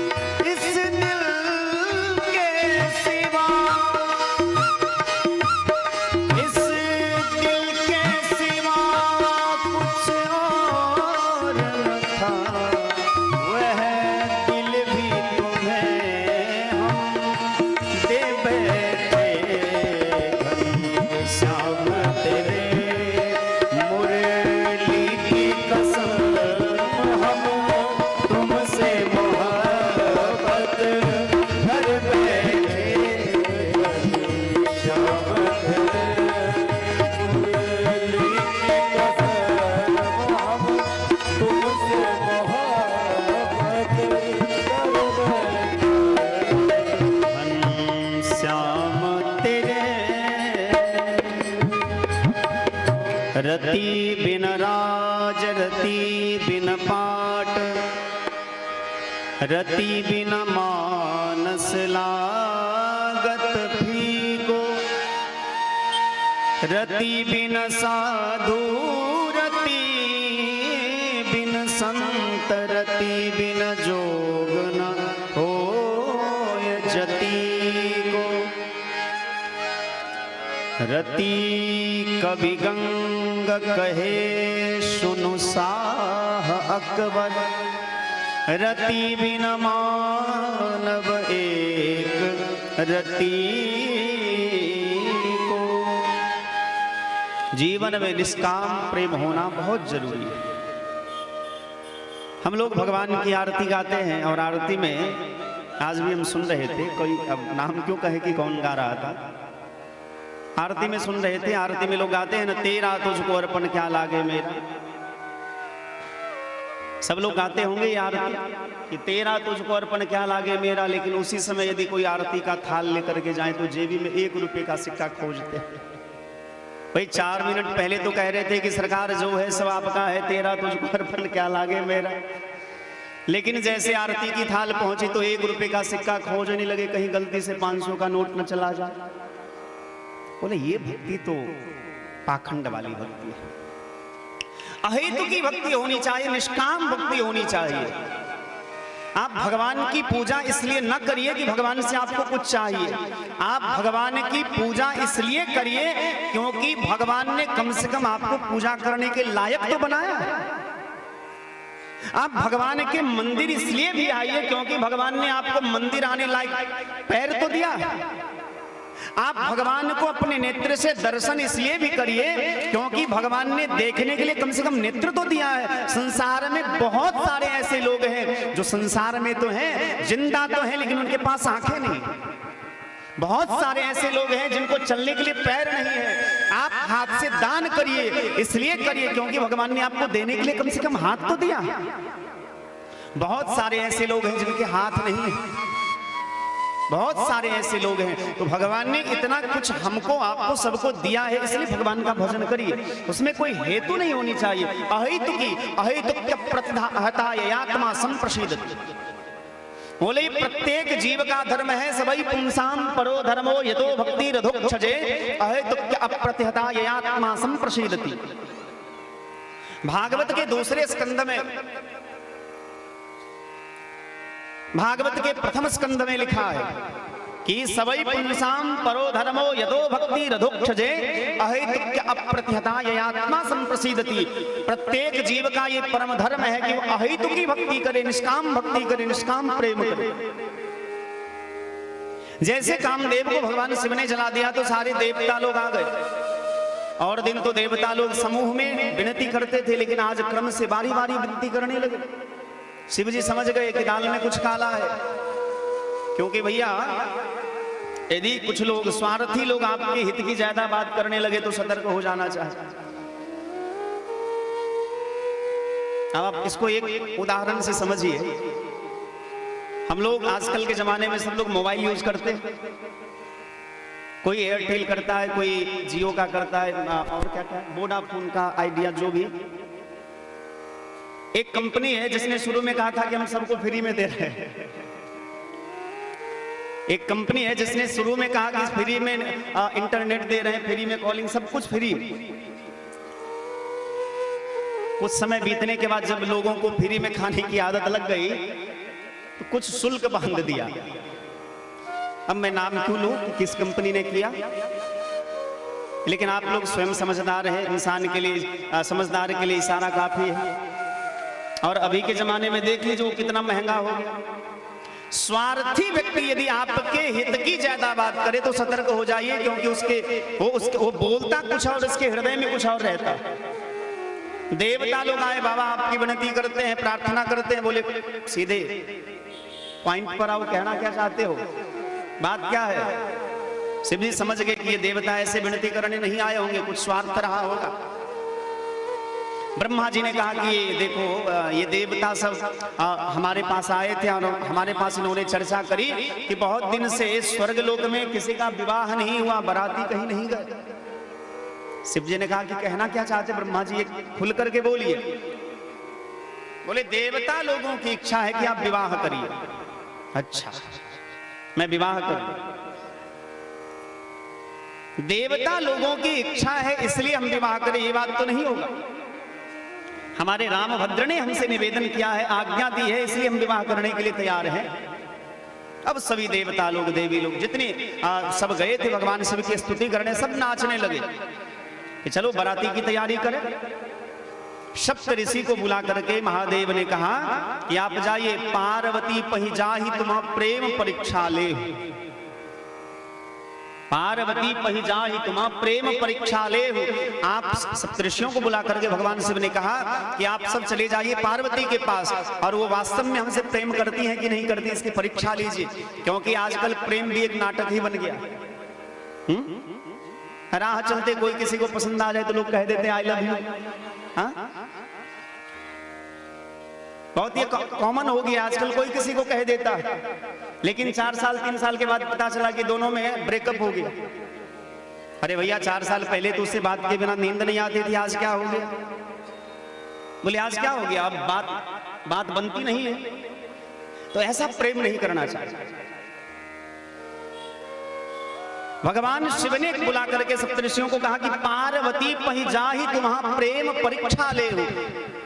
प्रेम की परीक्षा लीजिए। और प्रेम कहते किसको है? तो नारद भक्ति सूत्र में वर्णन आया है, तत् सुख सुखित्वम। ये प्रेम का लक्षण है, प्रेम की परिभाषा है। बहुत छोटा शब्द है, लेकिन इसके बड़े लंबे चौड़े भावार्थ वहां दिए गए। नारद भक्ति सूत्र, उसको याद कर लीजिए, ग्रंथ को उसको देखिएगा। नारद भक्ति सूत्र में प्रेम की परिभाषा दी गई है, तत् सुख सुखित्वम। अपने प्रेमी के सुख में सुख का दर्शन करना ही प्रेम का विलक्षण स्वरूप है।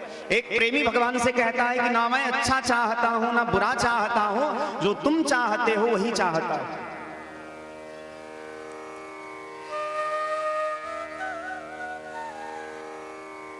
सप्तऋषि गए पार्वती जी के पास, सबने उनकी जय जयकार करी और कहा कि आप इतनी छोटी अवस्था में तपस्या क्यों कर रही हैं? बोले महाराज नहीं सुनिए तो ही अच्छा है। हम बहती हुई पानी की धार में दीवाल खड़ा कराना चाहते, रेत का दीवाल खड़ा कराना चाहते। बोले कहना क्या चाहती हैं आप? मैं भगवान शिव को पति के रूप में प्राप्त करने के लिए तपस्या कर रही हूं। सप्तऋषियों ने पूछा कि ये बात आपको किसने कहा? बोले नारद जी ने। अच्छा, अब समझ में आई बात। नारद जी का घर परिवार तो है नहीं, बाल बच्चा है नहीं, वो चाहते हैं सब बाबा जी ही बन जाए। अब भाई नेता चाहता है कि सब नेता बन जाए, जुआरी चाहता है कि सब जुआरी बन जाए, शराबी चाहता है सब शराबी बन जाए।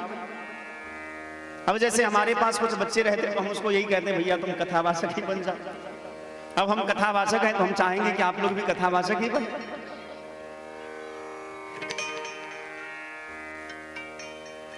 तो नारद जी का परिवार तो है नहीं, उनके बीवी बच्चे तो है नहीं, तो नारद जी चाहते होंगे कि सब ऐसे ही रहे। अच्छा, तो नारद जी की बात मान करके आप तपस्या कर रही हैं। जिसने नारद जी की बात मानी है, इतिहास गवाह है, उसका घर बसा नहीं है, बिगड़ गया है। ये सप्तऋषि कह रहे हैं। और याद रखिएगा, ये कह नहीं रहे अपितु परीक्षा ले रहे। ऐसा नहीं मन में बांध करके रख लीजिएगा कि अरे जो नारद जी की बात मानेगा उसका घर बिगड़ जाएगा। भाई प्रेम की परीक्षा ली जा रही है, और प्रेम की परीक्षा इस विधि से ली जा रही है कि भगवान शिव के बारे में उल्टा पुल्टा सप्तऋषि कह रहे हैं। कि उल्टा पुल्टा कहने के बाद भी प्रेम वैसा ही रहता या हिलता डुलता है? इनका प्रेम कहीं डगमग तो नहीं हो रहा? अरे आप इतनी सुंदर हैं दिखने में, मैंने आपके लिए सुंदर दूल्हा ढूंढा। कौन महादेव के चक्कर में पड़ता है? भीख मांगी भव खाए, कहीं सो जाता है पागल की तरह, भूत प्रेत के साथ रहता है, नंग धरंग रहता है,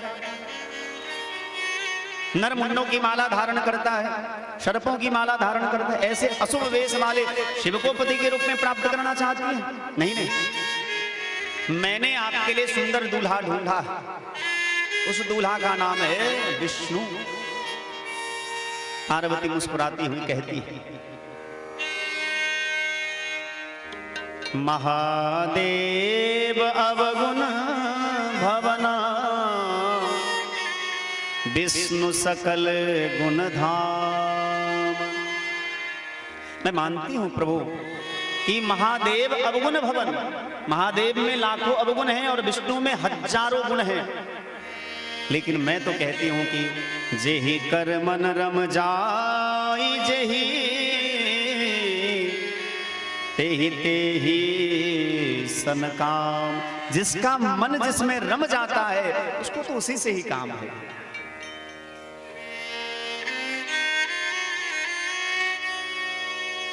सप्तऋषियों ने देखा कि इनका प्रेम कच्चा नहीं है, विशुद्ध प्रेम है, सात्विक प्रेम है, दृढ़ प्रेम है।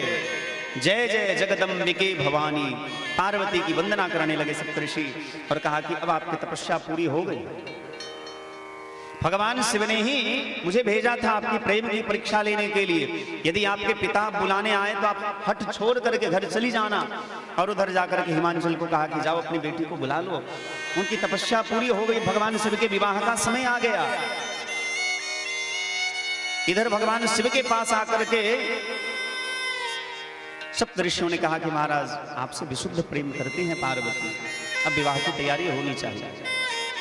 सभी देवता लोग अपने अपने विमान सजाने लगे, सुंदर सुंदर वस्त्र धारण करके सजने धजने लगे, सारी देवियां सजने धजने लगी। अप्सराएं प्रसन्न है, गंधर्व प्रसन्न है, किन्नर प्रसन्न है, यक्ष प्रसन्न है, सभी देवी देवता सब प्रसन्न है। बाराती सज के तैयार पर दूल्हा को कोई पूछता ही, दूल्हा चुपचाप राम राम कर रहे बैठे।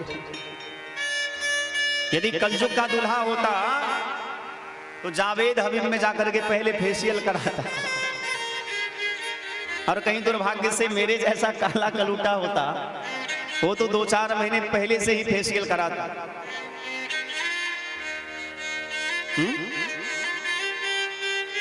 आजकल के जमाने में ऐसा होता है ना, यदि काला कलूटा दूल्हा हो तो विवाह यदि सुनिश्चित हो जाए, तिथि सुनिश्चित हो जाए तो 2-4 महीने पहले से ही चेहरा पर बड़ा ध्यान देते।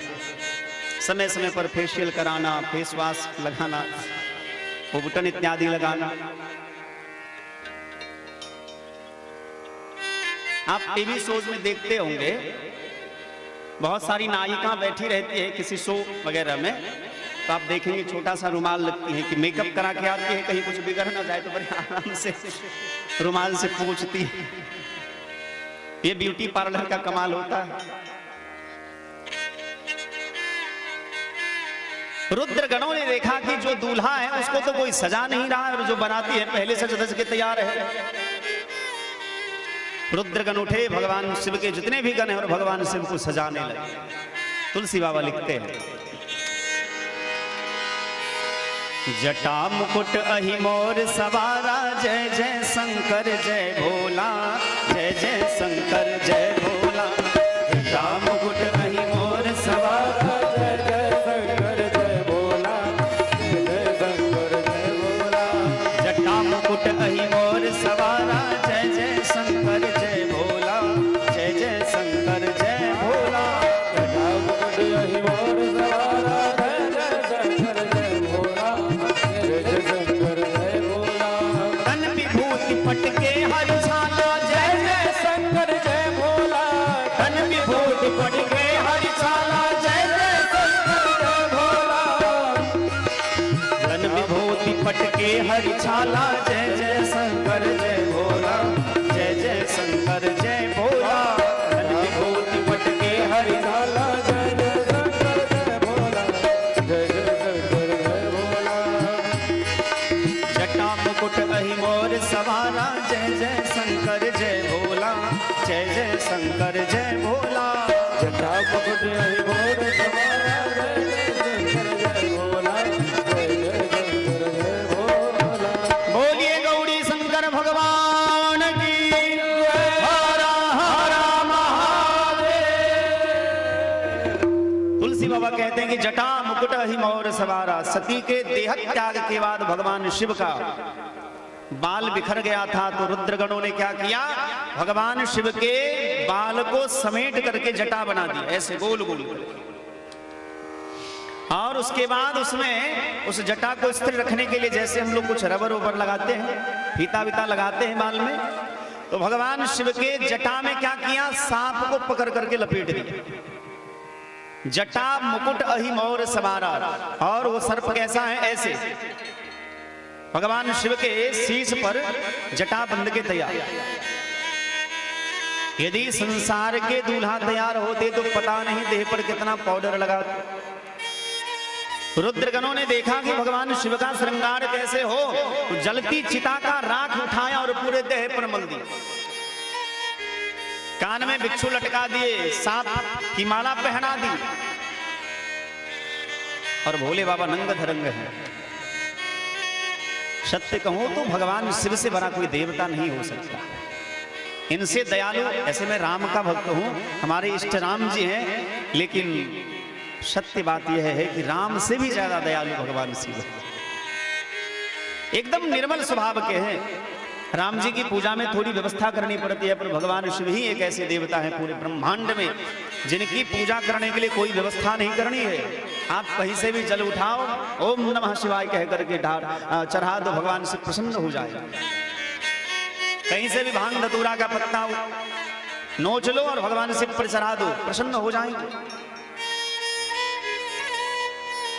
भगवान शिव का ही ऐसा मंदिर है जो 12 बजे रात में भी खुला रहेगा। और देवी देवता के मंदिर में पहरेदार होते हैं कि कहीं कुछ चुरा करके ना ले जाए। भगवान शिव के मंदिर में क्या होता है भाई? हाँ, सांप बिच्छू को कौन चुरा के ले जाए? एक गीत आप सबने सुना है कि नहीं सुना है?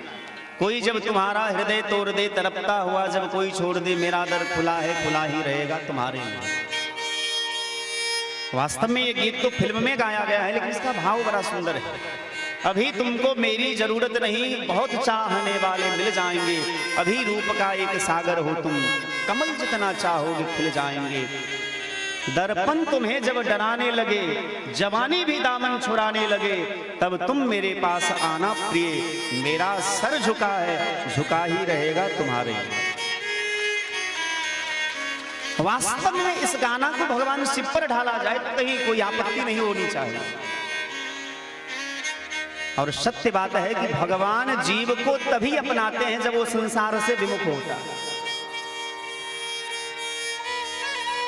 जब तक जीव संसार में लगा रहता है तब तक वो भगवान से दूर रहता है। जैसे द्रौपदी जब तक पतियों के भरोसा थी, कृपाचार्य द्रोणाचार्य पितामह भीष्म के भरोसे थी, तब तक भगवान नहीं आए। लेकिन जैसे द्रौपदी ने ऐसे हाथ उठा लिया कि हे द्वारिकाधीश हमारी रक्षा करो, तो भगवान स्वयं साड़ी बन करके द्रौपदी के लाज की रक्षा करी। इसका अर्थ मानो यह है कि जब संसार के लोग ठुकरा देते हैं तभी भगवान मिलते हैं। शिव जी का श्रृंगार होने लगा, जटा मुकुट ही मोर समारा, तन विभूति पटके हरि छाला।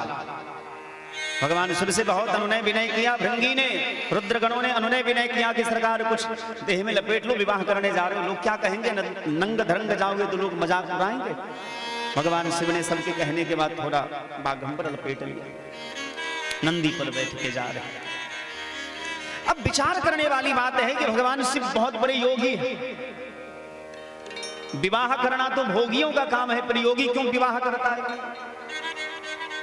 लेकिन भगवान शिव ने संसार के सभी दूल्हा को संदेश दिया है कि देखो भैया, संसार और समाज के हित के लिए यदि योगी को विवाह करने की आवश्यकता पड़े तो करनी चाहिए, लेकिन उनका सारा श्रृंगार जो है तात्विक होना चाहिए, सांसारिक नहीं होना चाहिए। भगवान शिव ने सर्पों की माला गले में धारण करी, मतलब संसार को बताया कि देखो यदि धन जरूरत से ज्यादा हो जाए तो वही काल बन जाता है। अभी आपने 1-2 साल पहले की बात है, सुना होगा, प्रयाग के एक महंत जी थे, चारों संप्रदाय के महंत थे प्रयाग में, नाम मुझे याद, शायद पूज्यपाद श्री नरेंद्र गिरी जी महाराज। उनके चेले ने उनको मार दिया धन के लिए। कौड़ी लागी लोभ बस करें विप्र गुरघात। आज हमने एक न्यूज में देखा कि 3000 रुपए के लिए बेंगलुरु में एक बिहारी को मार दिया, मतलब छोटी छोटी धन संपत्ति के लिए। जरूरत से ज्यादा कुछ भी हो जाए वो दुख का कारण बनता है, कुछ भी हो। आप विचार करके देखिएगा, सब बहुत छोटा है लेकिन बहुत महत्वपूर्ण है। जरूरत से ज्यादा केवल विद्या जो है सुखदायी होती है, बाकी संसार के जितने भी रिश्ते नाते हो या वस्तु हो, पदार्थ हो, कुछ भी हो, जरूरत से ज्यादा हो जाए वो दुख का कारण बनता है। अक्सर आप देखेंगे सोना के चेन पहन करके जो घूमते हैं वो बड़े बेचैन रहते हैं। गले में तुलसी की माला पहनने वाला बेचैन नहीं रहता। यदि आपके गले में 5-10 लाख रुपए का चेन हो तो रात के 12 बजे घूमने में आपको डर लगेगा कि कहीं भैया कोई गला न रेत दे। गले में तुलसी की माला है तो बीच सड़क पे सो जाओ, कौन क्या लेगा। लेकिन गले में यदि सोने का चेन है, अब ये ना पूछेगा कि व्यास जी फिर आप क्यों गले में धारण करते, या हमको तो किसी ने दिया तो हम धारण कर लिए। और आपको असत्य लगता होगा, हमारे जन्मभूमि, हमारी जन्मभूमि जहाँ है वहाँ के भी लोग हैं, और हमारा जो कर्म भूमि है बघौल धाम, वहाँ के भी कुछ लोग हैं। इधर उधर दोनों बगल में बैठे। आप मेरे देह में लगभग जो चीज देखते होंगे मैंने खरीदा नहीं, लोगों ने दिया तो धारण कर लिया। हाँ, ऐसा भी नहीं है कि हम खरीदते नहीं, खरीदते हैं, कभी मन हुआ तो खरीद लेते हैं, लेकिन आपका ही दिया धन संपत्ति रहता है, इस समाज का ही है। और हम तो मंच पर बार बार कहते हैं, जहां भी जाते हैं हमने समाज का अन्न खाया है। बघौल में जब हम रहते थे, हमारी शिक्षा दीक्षा वहीं हुई बाल्यकाल में, तो 2 महीना किसी के घर में, 2 महीना किसी और के घर में, 2 महीना किसी और के घर में भोजन करते थे। और ये कथा 9 को पूरी होगी, और 9 तारीख से ही बघौल में हमारी कथा होगी, भागवत जी की कथा। श्री शारदानंद ठाकुर जी, जिनकी माता जी को हम कथा सुनाएंगे। और विचार करिए कि उन्होंने, वृद्धा माता ने गोदी में हमारा लालन पालन किया हुआ। हमारी जन्मभूमि कहीं और है, लेकिन बचपन से बघौल में ही रहे, और बघौल वालों का बहुत ऋण है मेरे ऊपर। समय आने पर कथा के माध्यम से, हमारे पास धन संपत्ति तो है नहीं भैया, लोगों को लगता होगा कि व्यास जी के पास बहुत संपत्ति है। एक आदमी कह रहा था कि व्यास जी तो अरे बहुत पैसा कमाते, 7 दिन कथा करते, लाख के लाख रुपया छाप लेते। अरे भैया, लाख के लाख छापते हैं तो आप खर्चा भी तो जाकर के देखिए। हमारे आश्रम में 60-70 बच्चे हैं जिनको निःशुल्क उनकी शिक्षा दीक्षा दी जाती है। बघौल में विद्यालय है जहाँ विद्यार्थी पढ़ते हैं, बघौल स्थान है, विद्यालय है, पचारी छावनी है, वहाँ गौ माता की सेवा होती है, भंडारा होता है, बहुत सारे संत जन प्रसाद पाते हैं। अभी विवाह पंचमी की कथा आने वाली है, उसमें लगभग 8 से 10 लाख रुपया खर्चा होता है। इतना बड़ा आश्रम है तो खर्चा तो बहुत है। और इस कथा से जो भी पैसा, सत्य कहूं तो भैया कभी कभी तो ऐसा होता है, हमारे साथ जो पंडित जी है, पेट्रोल डलवाने के लिए पैसा इनसे मांगते हैं। हमारे अकाउंट में पैसा नहीं होता है। हाँ, कभी कभी ऐसा होता है कि 10-5 लाख रुपया भी रहता, लेकिन आता जाता रहता नहीं है। और सत्य बात यह है कि आता जाता रहे तो ही अच्छा रहता है। यदि धन ज्यादा दिन तक घर में रह जाए तो 2016 में जैसे नोटबंदी हुआ, मोदी जी की सरकार है, सतर्क रहिएगा। अभी भी मोदी जी की ही सरकार है, फिर से नोटबंदी होगी। इसलिए बढ़िया है कि जितना पुराना नोट होगा यहाँ व्यास गादी पर चढ़ा दीजिएगा, आपका कल्याण हो जाएगा। बोलो जय सिया राम। हम 2016 की बात है, जब नोटबंदी हुई थी, शायद 8 दिसंबर था ना, जहां तक याद है ऐसा ही कुछ था। तो हम सिमरिया में कथा कह रहे थे, तो हमको नहीं पता चला। हम तो पहले 8 घंटा 7 घंटा, आज भी हमने राजू जी को बताया कि हम पहले बहुत कथा कहते थे, 7-8 घंटा 9 घंटा। दिल्ली में एक बार कथा कहने गए तो वहां तो 13 घंटा हमने एक आसन पर बैठ करके कथा का। अब उतना इसलिए नहीं कहते, कलाकार लोग भी थक जाते हैं, जल्दी आना ही नहीं चाहते कि व्यास जी के साथ जाना है। मतलब बड़ी पीड़ा होती है भाई, 4-5 घंटा 7 घंटा बैठना बहुत बड़ी तपस्या है। आज तो हमने कमेटी वालों को कहा कि यहाँ का जमीन कुछ उभरा हुआ है, उल्टा पुल्टा है, उसको ठीक करवा दीजिए। हमको तो बड़ा आश्चर्य लगा कि भाई आप लोग बैठते कैसे। तो शायद हो जाएगा, हुआ भी होगा, और कल पुनः इस पर चर्चा होगी और ठीक हो जाएगा। आप लोगों को बैठने में कोई तकलीफ नहीं होगी। और अपने दिल से जानिए पराये दिल का हाल। हम भी तो श्रोता रह चुके हैं, हमको भी तो पता है कि भाई 4 घंटा बैठने में कितनी तकलीफ होती है। तो हम सिमरिया में कथा कह रहे थे, हमने देखा कि बहुत सारे लोग 1000 के नोट चढ़े, 8000 रुपया आ गया। हमको आश्चर्य लगा कि भाई बहुत छोटे से 11 साल की उम्र से हम कथा कह रहे हैं सिमरिया में, आज तक हमको याद नहीं था कि कभी 100 टका का नोट कोई चढ़ाया। हमारी कथा में यदि 10 रुपए का ज्यादा नोट हो जाए राजा जी, यदि आपको भी दक्षिणा में 10 का नोट ज्यादा देंगे तो समझ लीजिएगा कि मिथिला से कथा कह रहे हैं। क्योंकि मिथिला में एक बहुत बड़ा प्रचलन है, 11 रुपया को लोग शुभ समझते हैं। वही जमाना इतना आगे बढ़ा, अब 11 से 21, 21 से 51, 51 से 101 पर जाइए, कहाँ हम लोग 11 रुपए के पीछे पड़े।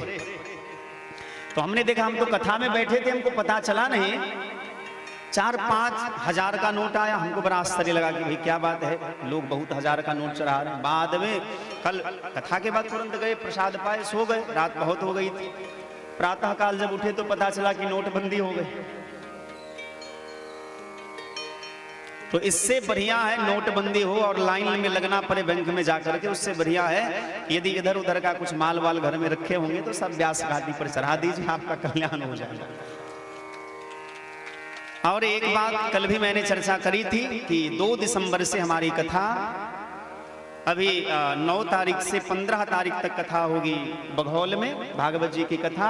और उसी बीच में 13 तारीख से ही कथा होगी, मतलब वहां भी कहेंगे वहां भी कहेंगे, 2 जगह कहना पड़ेगा।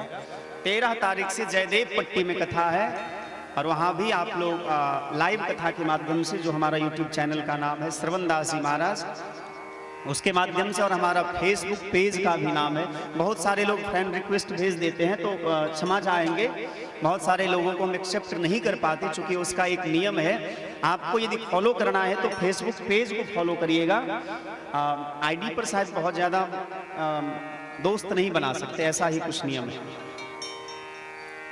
और उसके बाद 19 तारीख तक हमारी कथा चलेगी, और फिर 2 दिसंबर से श्री राम जानकी मंदिर पचाढ़ी छावनी, जहाँ श्री सीताराम दुल्हा दुल्हन मंदिर का निर्माण हम सभी लोग मिलकर के कर रहे हैं, वहाँ उस पवित्र प्रांगण में 2 दिसंबर से 10 दिसंबर तक कथा होगी, राम जी की कथा होगी, और वहाँ भी आप लोग अवश्य पधारिएगा। और कलश यात्रा इत्यादि भी होती है, तो उसमें भी जो लोग भाग लेना चाहेंगे, ऐसे गाड़ी तो पूरा घूमता है, हमको नहीं पता कहाँ कहाँ गाड़ी जाती है, लेकिन जहाँ तक ये लोग बताते हैं पूरा इलाका सारा गाड़ी वाड़ी घूमता है। तो जिनको कलश यात्रा इत्यादि में भी भाग लेना हो तो आप पहले संपर्क कर लीजिएगा स्थान में आकर के, या फिर जैसे भी जो भी साधन मिले। आइए 2 बार भगवान नाम कीर्तन, और उसके बाद भगवान श्री के विवाह लीला कथा को सुन करके वाणी को विश्राम देंगे।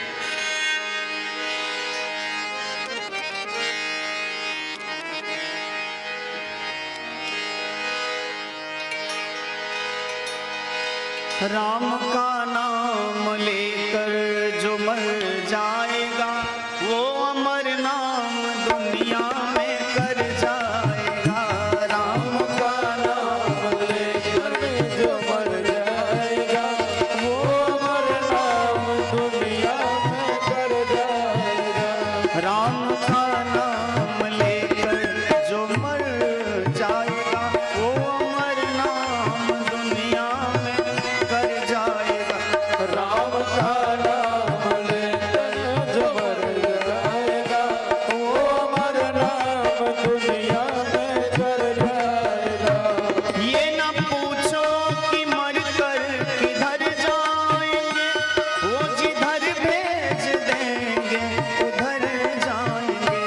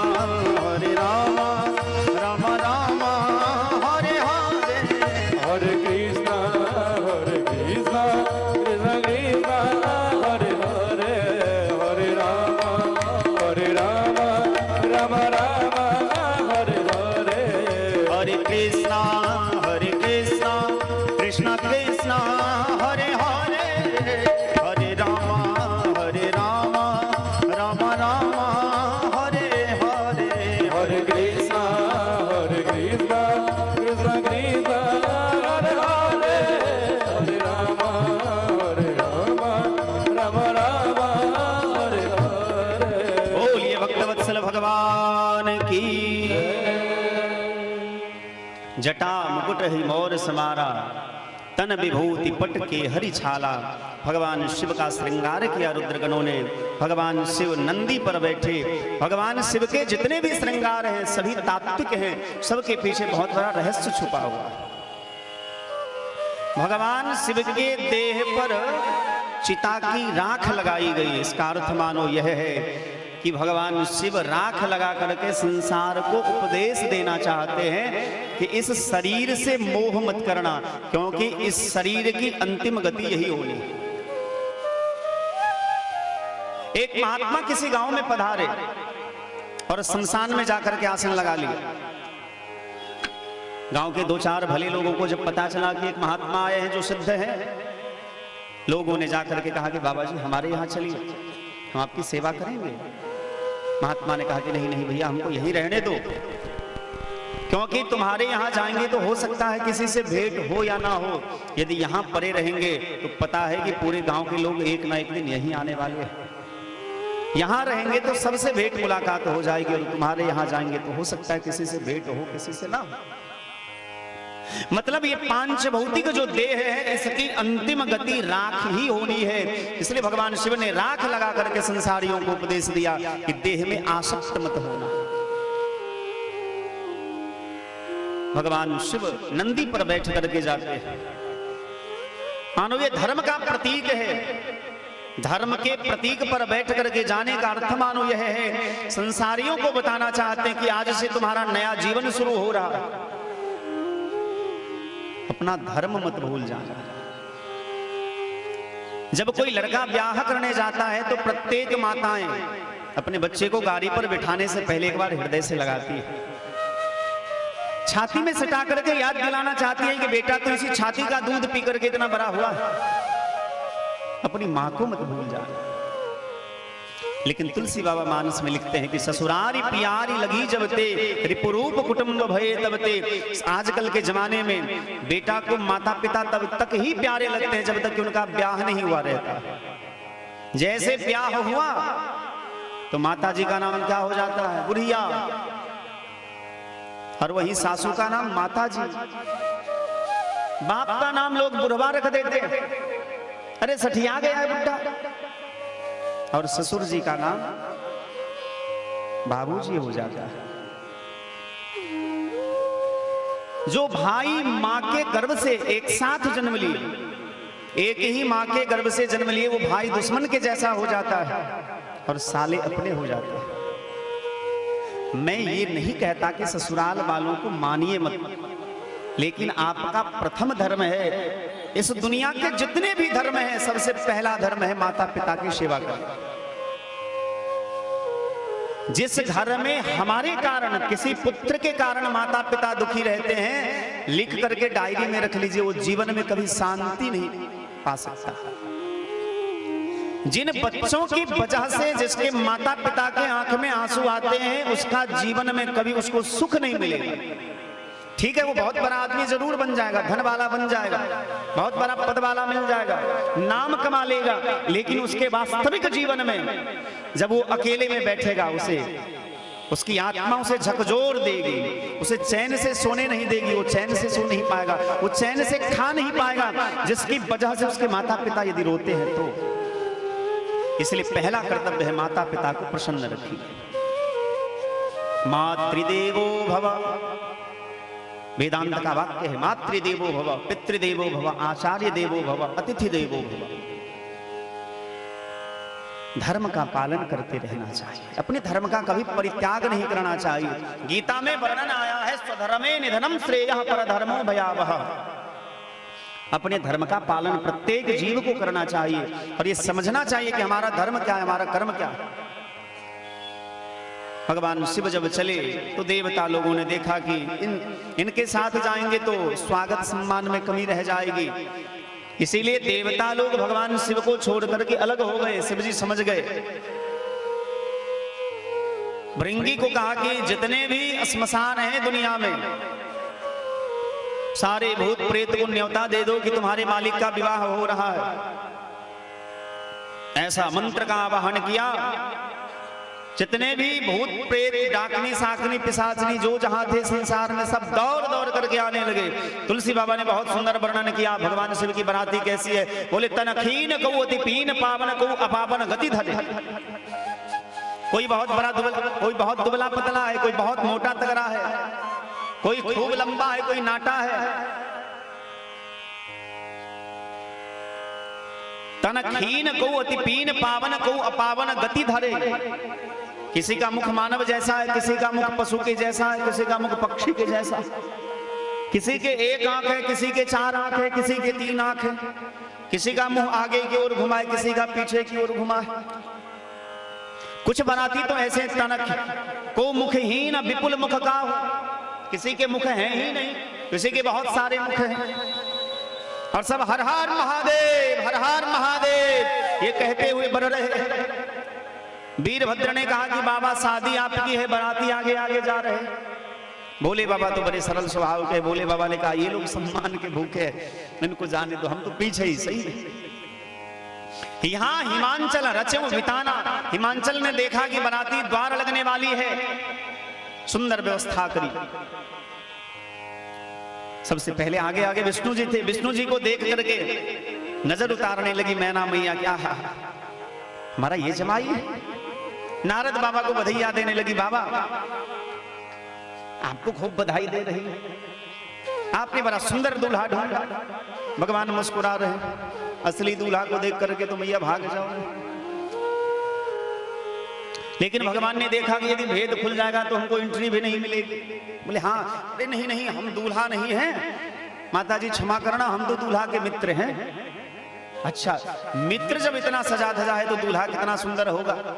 भगवान कहने लगे बस 10 मिनट में पता चल ही जाएगा कि दूल्हा कितना सुंदर है। ब्रह्मा जी सफेद दाढ़ी लेकर के आए, ब्रह्मा जी को देख करके कोई बात नहीं है तो दिखने में बूढ़ा लेकिन स्मार्ट, काम चलेगा।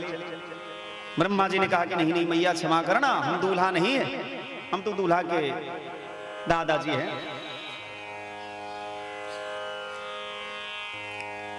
ब्रह्मा जी गए, इंद्र गए, एक एक करके सभी देवी देवता लोग गए। भगवान शिव का समाज जो है पीछे, आधा किलोमीटर पीछे। सब देवता लोग जब अंदर चले गए, बोले अभी तक दूल्हा नहीं आया। नारद जी ने देखा कि मामला बिगड़ने वाला है, यहां का मामला बिगड़ेगा। सो नारद जी ने वामदेव नाम के ऋषि का हाथ पकड़ा और हाथ दबाया, खिसक जाए यहां से। भाई जब किसी लड़का लड़की का विवाह होता है, बिचौलिया जो होता है उसको बड़ी दुर्गति होती है। लड़का वाला के साइड से कुछ गलती हो तो लड़की वाला चढ़ जाते, और लड़की वाले के साइड से कुछ कमी हो तो लड़का वाला चढ़ जाते। आपने तो ऐसा कहा। सो नारद जी ने देखा कि दोनों के बीच में तो हम ही हैं, कहीं मारे न जाए। सो नारद जी निकल गए, चलो भाई यहां से निकल। इतने देर में मैना मैया आरती की थाल लेकर के खड़ी हैं, सारी सखियां खड़ी हैं, और उधर से रुद्रगण आए, हर हर महादेव। जैसे बराती को देखा सो घोड़ा पूंछ उठाए भाग खड़े हुए। जितने छोटे छोटे बच्चे थे सब भाग खड़े हुए। लगा कि पकड़ लेगा, गिरता है उठता है, गिरता है उठता है, पीछे मुड़ के देखता है कहीं आ तो नहीं रहा। वीरभद्र ने भोले बाबा से कहा कि बाबा आपने तो कहा था कि विवाह करने के लिए जा रहे तो बढ़िया बढ़िया भोजन मिलेगा, अरे सब लोग भाग रहे। भोले बाबा ने कहा सब ये सब आपके चरणों का प्रभाव है, जहां आप लोग जाएंगे वहां से लोग भागेंगे ना। बड़ा भूत प्रेत का पूजा करते हैं, यदि सचमुच भोले बाबा के गले से अभी नाग आ जाए यहाँ तो क्या करिएगा, आप लोग बैठे रहिए, सब उठ करके भागेंगे। तो भैया ये सब कहने सुनने में बड़ा अच्छा लगता है, लेकिन सच में यदि यहाँ जाए ना तो सब डर जाते हैं। नारद जी ने जाकर के समझाया है, मैया मैना शुभ आरती सवारी, आप जिनको बेटी कह रही हैं वो बेटी नहीं जगत जननी है, और पूर्व काल में भी भगवान शिव की अर्धांगिनी रह चुकी है, और इस जन्म में भी शिव को पति के रूप में पाने के लिए आपकी बिटिया रानी ने तपस्या करी है। भगवान शिव के साथ यदि विवाह हो गया तो सदा अचल यही कर यही बात। बराती को सम्मान पूर्वक लाया जाता है नगर के अंदर।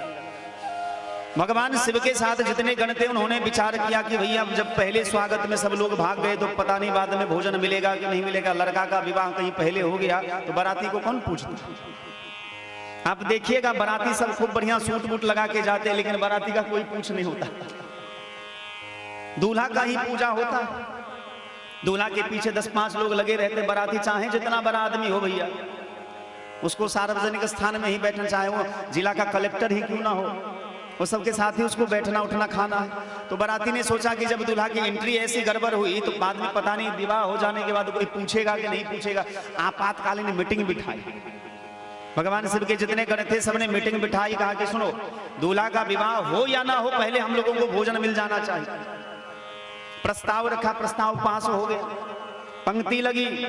हिमांचल के घर में जितने भी लोग थे सब आए बाराती। पहले पत्तल बांटा जाता, अब पंक्ति में सब बैठे, को मुखहीन। पहले पंक्ति में पहले लाइन में जो बैठे उसके मुख हैं ही नहीं। तो पत्ता देने वाला सोच रहा है कि भैया पत्ता आगे दे कि पीछे दे, कहां दे। कुछ लोगों ने देखा कि भाई ये पत्ता लेकर के खड़ा है, बोला अरे मूर्ख कहीं का और भी काम है, जल्दी जल्दी हाँ बाराती को खिलाओ। बोले इधर आया, बोले तुम ही पत्ता परोस, हाथ में दिया पत्ता। अरे भाई ये तो बड़ा आश्चर्य है, मुख तो दिख ही नहीं रहा है, किधर पत्ता दे। सो अंदर से आवाज आई कि तुम्हारा काम है पत्तल परोसना, पत्तल परोसो, हम जहां से खाएंगे हम जानेंगे। पत्तल परोसने वाला पत्तल नीचे पटक के भागा। अब दूसरा आदमी साहस करके आया, तो दूसरा जो था वो मुखहीन विपुल मुख का, किसी के बहुत सारे मुख थे। अब इधर पत्ता दे, जब उधर बांटे तो इधर वाला पत्ता ही चबा जाए। भूत प्रेत ही जो सामने आए चबा जाए। ऐसे भोले बाबा के विवाह में बहुत विनोद हुआ, बाराती का सम्मान हुआ है। उधर भोले बाबा को लगन मंडप पे बुलाया गया। लगन मंडप पर जब आए मैया पार्वती को भी बुलाया गया। दोनों दंपत्ति आते हैं और पंडित जी ने कहा कि एक नियम है हमारे यहाँ का। अब आजकल पता नहीं ये नियम है कि नहीं है, लेकिन एक समय ऐसा था जब बाराती से पूछा जाता था उनका नाम, पता, गोत्र इत्यादि। आगे आप राम जी के विवाह में बहुत सुंदर से इस प्रसंग को समझ पाएंगे। भगवान शिव से पूछा कि सुनिए दुल्हा जी। बोले हाँ बोलिए पंडित जी, आपके पिता का नाम क्या है? बोले पिता, हम तो मातु पितु ही ना है। बोले तब तो विवाह नहीं होगा। अरे भैया कौन विवाह करने के लिए बैठा है, हम तो पहले से ही कह रहे थे विवाह नहीं करना है। ये तो देवता लोग हमको बहला फुसला लिए, हम विवाह करने आ गए। हमको विवाह करने की नहीं पड़ी है। नारद बाबा ने देखा कि काम बिगड़ रहा है, भोले बाबा का हाथ पकड़े, बोले इधर। बाराती में आने से पहले भांग ज्यादा खा लिए थे, इतना भी अकल नहीं है। ज्ञान के देवता है, कम से कम होशियारे से काम लीजिए। बोले क्या कहना चाहते हैं आप? अरे मजबूरी में तो गधा को भी लोग बाप बना लेते हैं। मैं जानता हूं कि आपके कोई माता पिता नहीं, संसार के माता पिता आप ही हो, लेकिन एक बात बताओ, संसार को बनाने वाला कौन है? बोले ब्रह्मा जी। तो संसार को बनाने वाले ब्रह्मा जी हुए, इस नाते से ब्रह्मा जी आपके पिताजी हुए कि नहीं? बोले हाँ, ये तो आपने अच्छी बात की। हाँ सुनिए सुनिए पंडित जी, हमारे पिताजी का नाम श्री श्री 1008 श्री ब्रह्मा जी हुआ। कोई बात नहीं, बहुत अच्छी बात है। अब विध को आगे बढ़ाया जाए। एक सखी उठ करके आती है, नहीं नहीं पंडित जी, हमारे यहाँ का विधान है कि दुल्हा के दादा का भी नाम बोलना पड़ेगा। भोले बाबा से पंडित जी ने पूछा कि सखियां कह रही है कि आप अपने दादाजी का नाम बताओ। भोले बाबा ने देखा कि काम अब सुधरेगा नहीं। नंदी को बोला कि चलो भैया विवाह नहीं करना है। नारद जी ने देखा कि फिर से काम बिगड़ रहा है, हाथ पकड़ करके बुलाया। सचमुच आप बौरा गए। अरे जब ब्रह्मा जी आपके पिताजी हुए तो ब्रह्मा के पिता कौन है? बोले नारायण।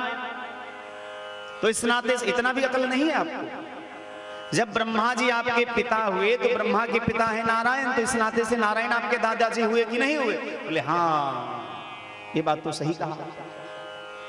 भोले बाबा ने कहा कि श्री श्री 1,08 श्री नारायण जी हमारे दादाजी का नाम है, जो क्षीर सागर में रहते। अच्छा, बड़ी सुंदर बात कही आपने। एक सखियां उठ करके आती हैं, कहती हैं पंडित जी हमारे यहाँ का विधान है कि परदादा का भी नाम लेना चाहिए। भोले बाबा ने अपना त्रिशूल उठाया, डमरू उठाया, नंदी पर बैठा, बोले चलो भैया हमको शादी ब्याह नहीं करा। इतना देर बाप दादा का नाम पता नहीं था तो कैसे कैसे नारद जी ने पाठ पढ़ाया, सो हमने बताया। अब नारद जी ने देखा कि भाई नारायण से ऊपर तो कोई है नहीं, तो परदादा को कहां से खोज करके लावे। अब नारद जी भी बेचारे चुप हो गए। अब काम अब शायद बिगड़ना ही चाहता है काम। भोले बाबा ने कहा, सुनिए पंडित जी, सबके बाप हम हैं, सबके दादा हम हैं और सबके परदादा भी हम ही हैं। कान खोल करके सुन लीजिए, सबके बाप, सबके दादा, सबके परदादा हम ही हैं। विवाह कराना हो तो कराइए, नहीं तो हम चलते हैं। ये तो विवाह का प्रसंग है, हास्य विनोद तो होता ही है। एक सखियां गाती है, कहो गिरजा के दुल्हन बने बई कोना, कहो गिरजा के दुल्हन बने बई कोना, कहो गिरजा के दुल्हन बने बई कोना, कहो गिरजा के दुल्हन बने बई कोना। सांप गर्दन में कोहबर सजे बई कोना, सांप गर्दन में कोहबर सजे बई कोना, सांप गर्दन में कोहबर सजे बई कोना, सांप गर्दन में कोहबर सजे बई कोना। कहो गिरजा के दुल्हन बने बई कोना, कहो गिरजा के दुल्हन बने बई कोना, कहो गिरजा के दुल्हन बने बई कोना, कहो गिरजा के दुल्हन बने बई कोना। आहा आहा अपने ताना मट छी धोती बीना, आहा अपने ताना मट छी धोती बीना, आहा अपने ताना मट छी धोती बीना, आहा अपने ताना मट छी धोती बीना। कहो गिरजा के साड़ी पहिरे बन कोना, कहो गिरजा के साड़ी पहिरे बन कोना, कहो गिरजा के दुल्हन बने बई कोना, कहो गिरजा के दुल्हन बने बई कोना।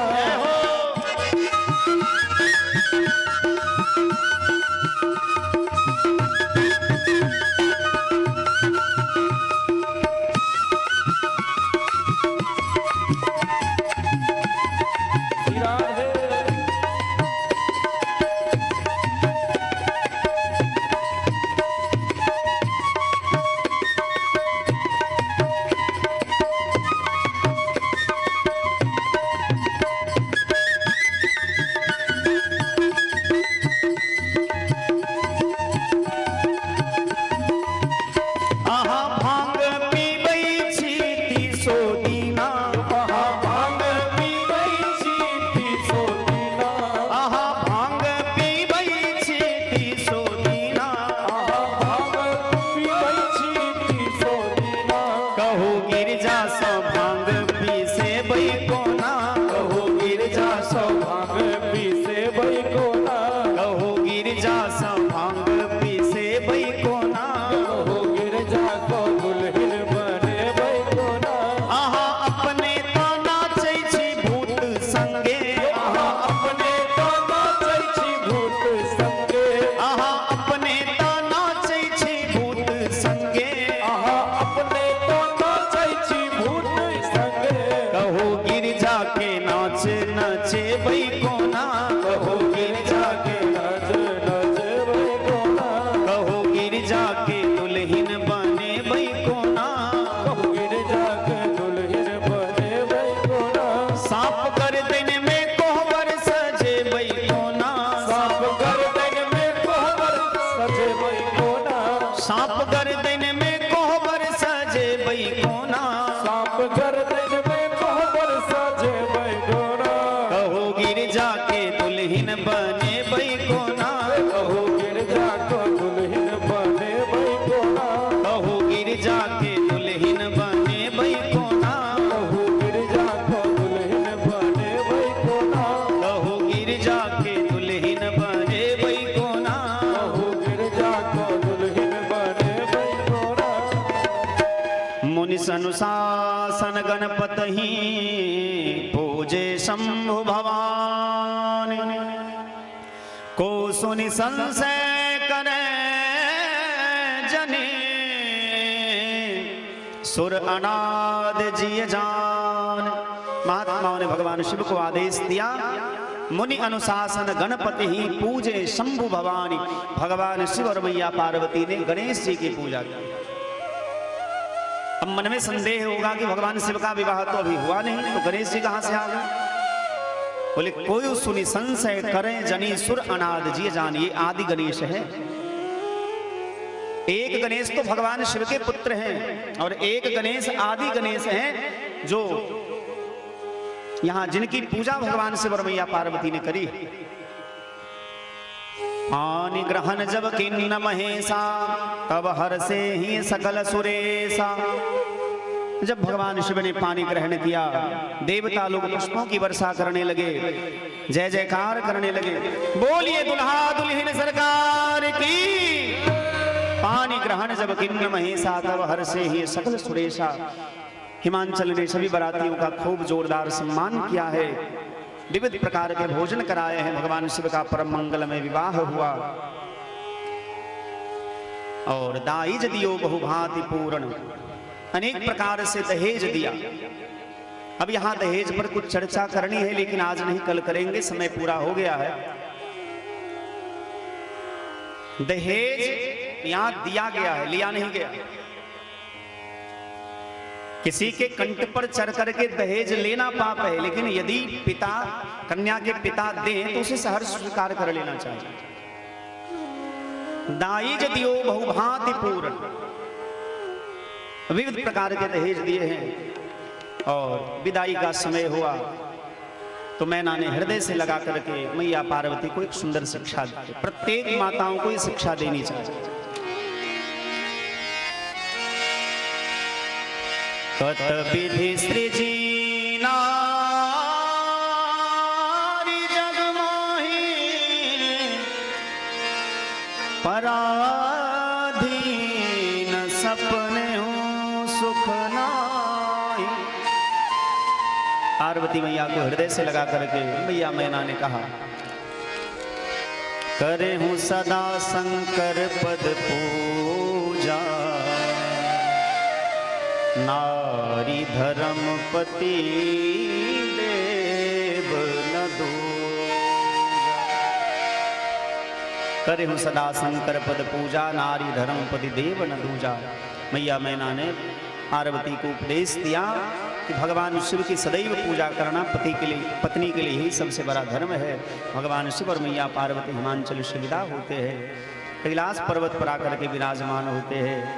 और समय आने पर देवता लोग अपने अपने गृह, अपने अपने घर को गए, देवलोक गए। भगवान शिव गृहस्थ धर्म को स्वीकार किए। समय आने पर कार्तिकेय का जन्म हुआ और कार्तिकेय ने तारकासुर नाम के दैत्य को मारा है। श्री तुलसी बाबा कहते हैं, चरित सिंधु गिरिजा रमण वेद न पावई पार, वरने तुलसीदास किमि अतिमति मंद गवार।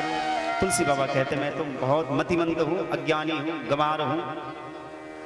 भगवान शिव की महिमा संसार में कोई नहीं कह सकता, वेद भी वर्णन करने में असमर्थ है। भला मैं गवार मतिमंद तुलसीदास भगवान शिव की महिमा को कैसे कह सकता हूँ। इसी के साथ वाणी को विश्राम। सभी लोग अपने अपने स्थान पर खड़े हो जाइए और आज ठाकुर जी की आरती के बाद प्रसाद लेकर के सभी लोग जाएंगे।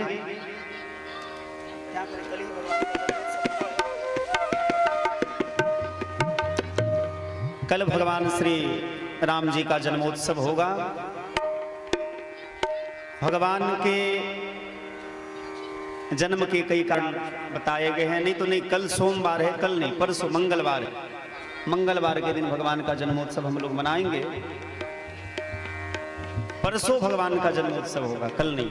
हमें लगा कि आज सोमवार है, कल ही मंगलवार है, इसलिए हमने कहा परसों भगवान का जन्मोत्सव होगा। शेष कथा कल श्रवण करेंगे। आइए सभी लोग आरती प्रेम से गाएं। लेकिन यहाँ जितनी माताएं बहनें खड़ी हैं ना, थोड़ा ध्यान रखिएगा, कैमरा गिरेगा। हमने कौशल जी को कहा था कि भाई ये मिथिला है, यहाँ के लोग बड़े भावुक होते हैं। हे राजा राम तेरी आरती उतारो, हे राजा राम तेरी आरती उतारो, हे सीता राम आरती उतारो। हे सीताराम तेरी आरती उतारो। शीश मुकुट मकराकृत कुंडल, शीश मुकुट मकराकृत कुंडल। गल बैजंती माला शोभे, गल बैजंती माला शोभे। तेरी छवि पर बलि बलि जाऊं, तेरी छवि पर बलि बलि जाऊं। हे सीताराम तेरी आरती उतारो। हे सीताराम तेरी आरती उतारो। चरणों से निकल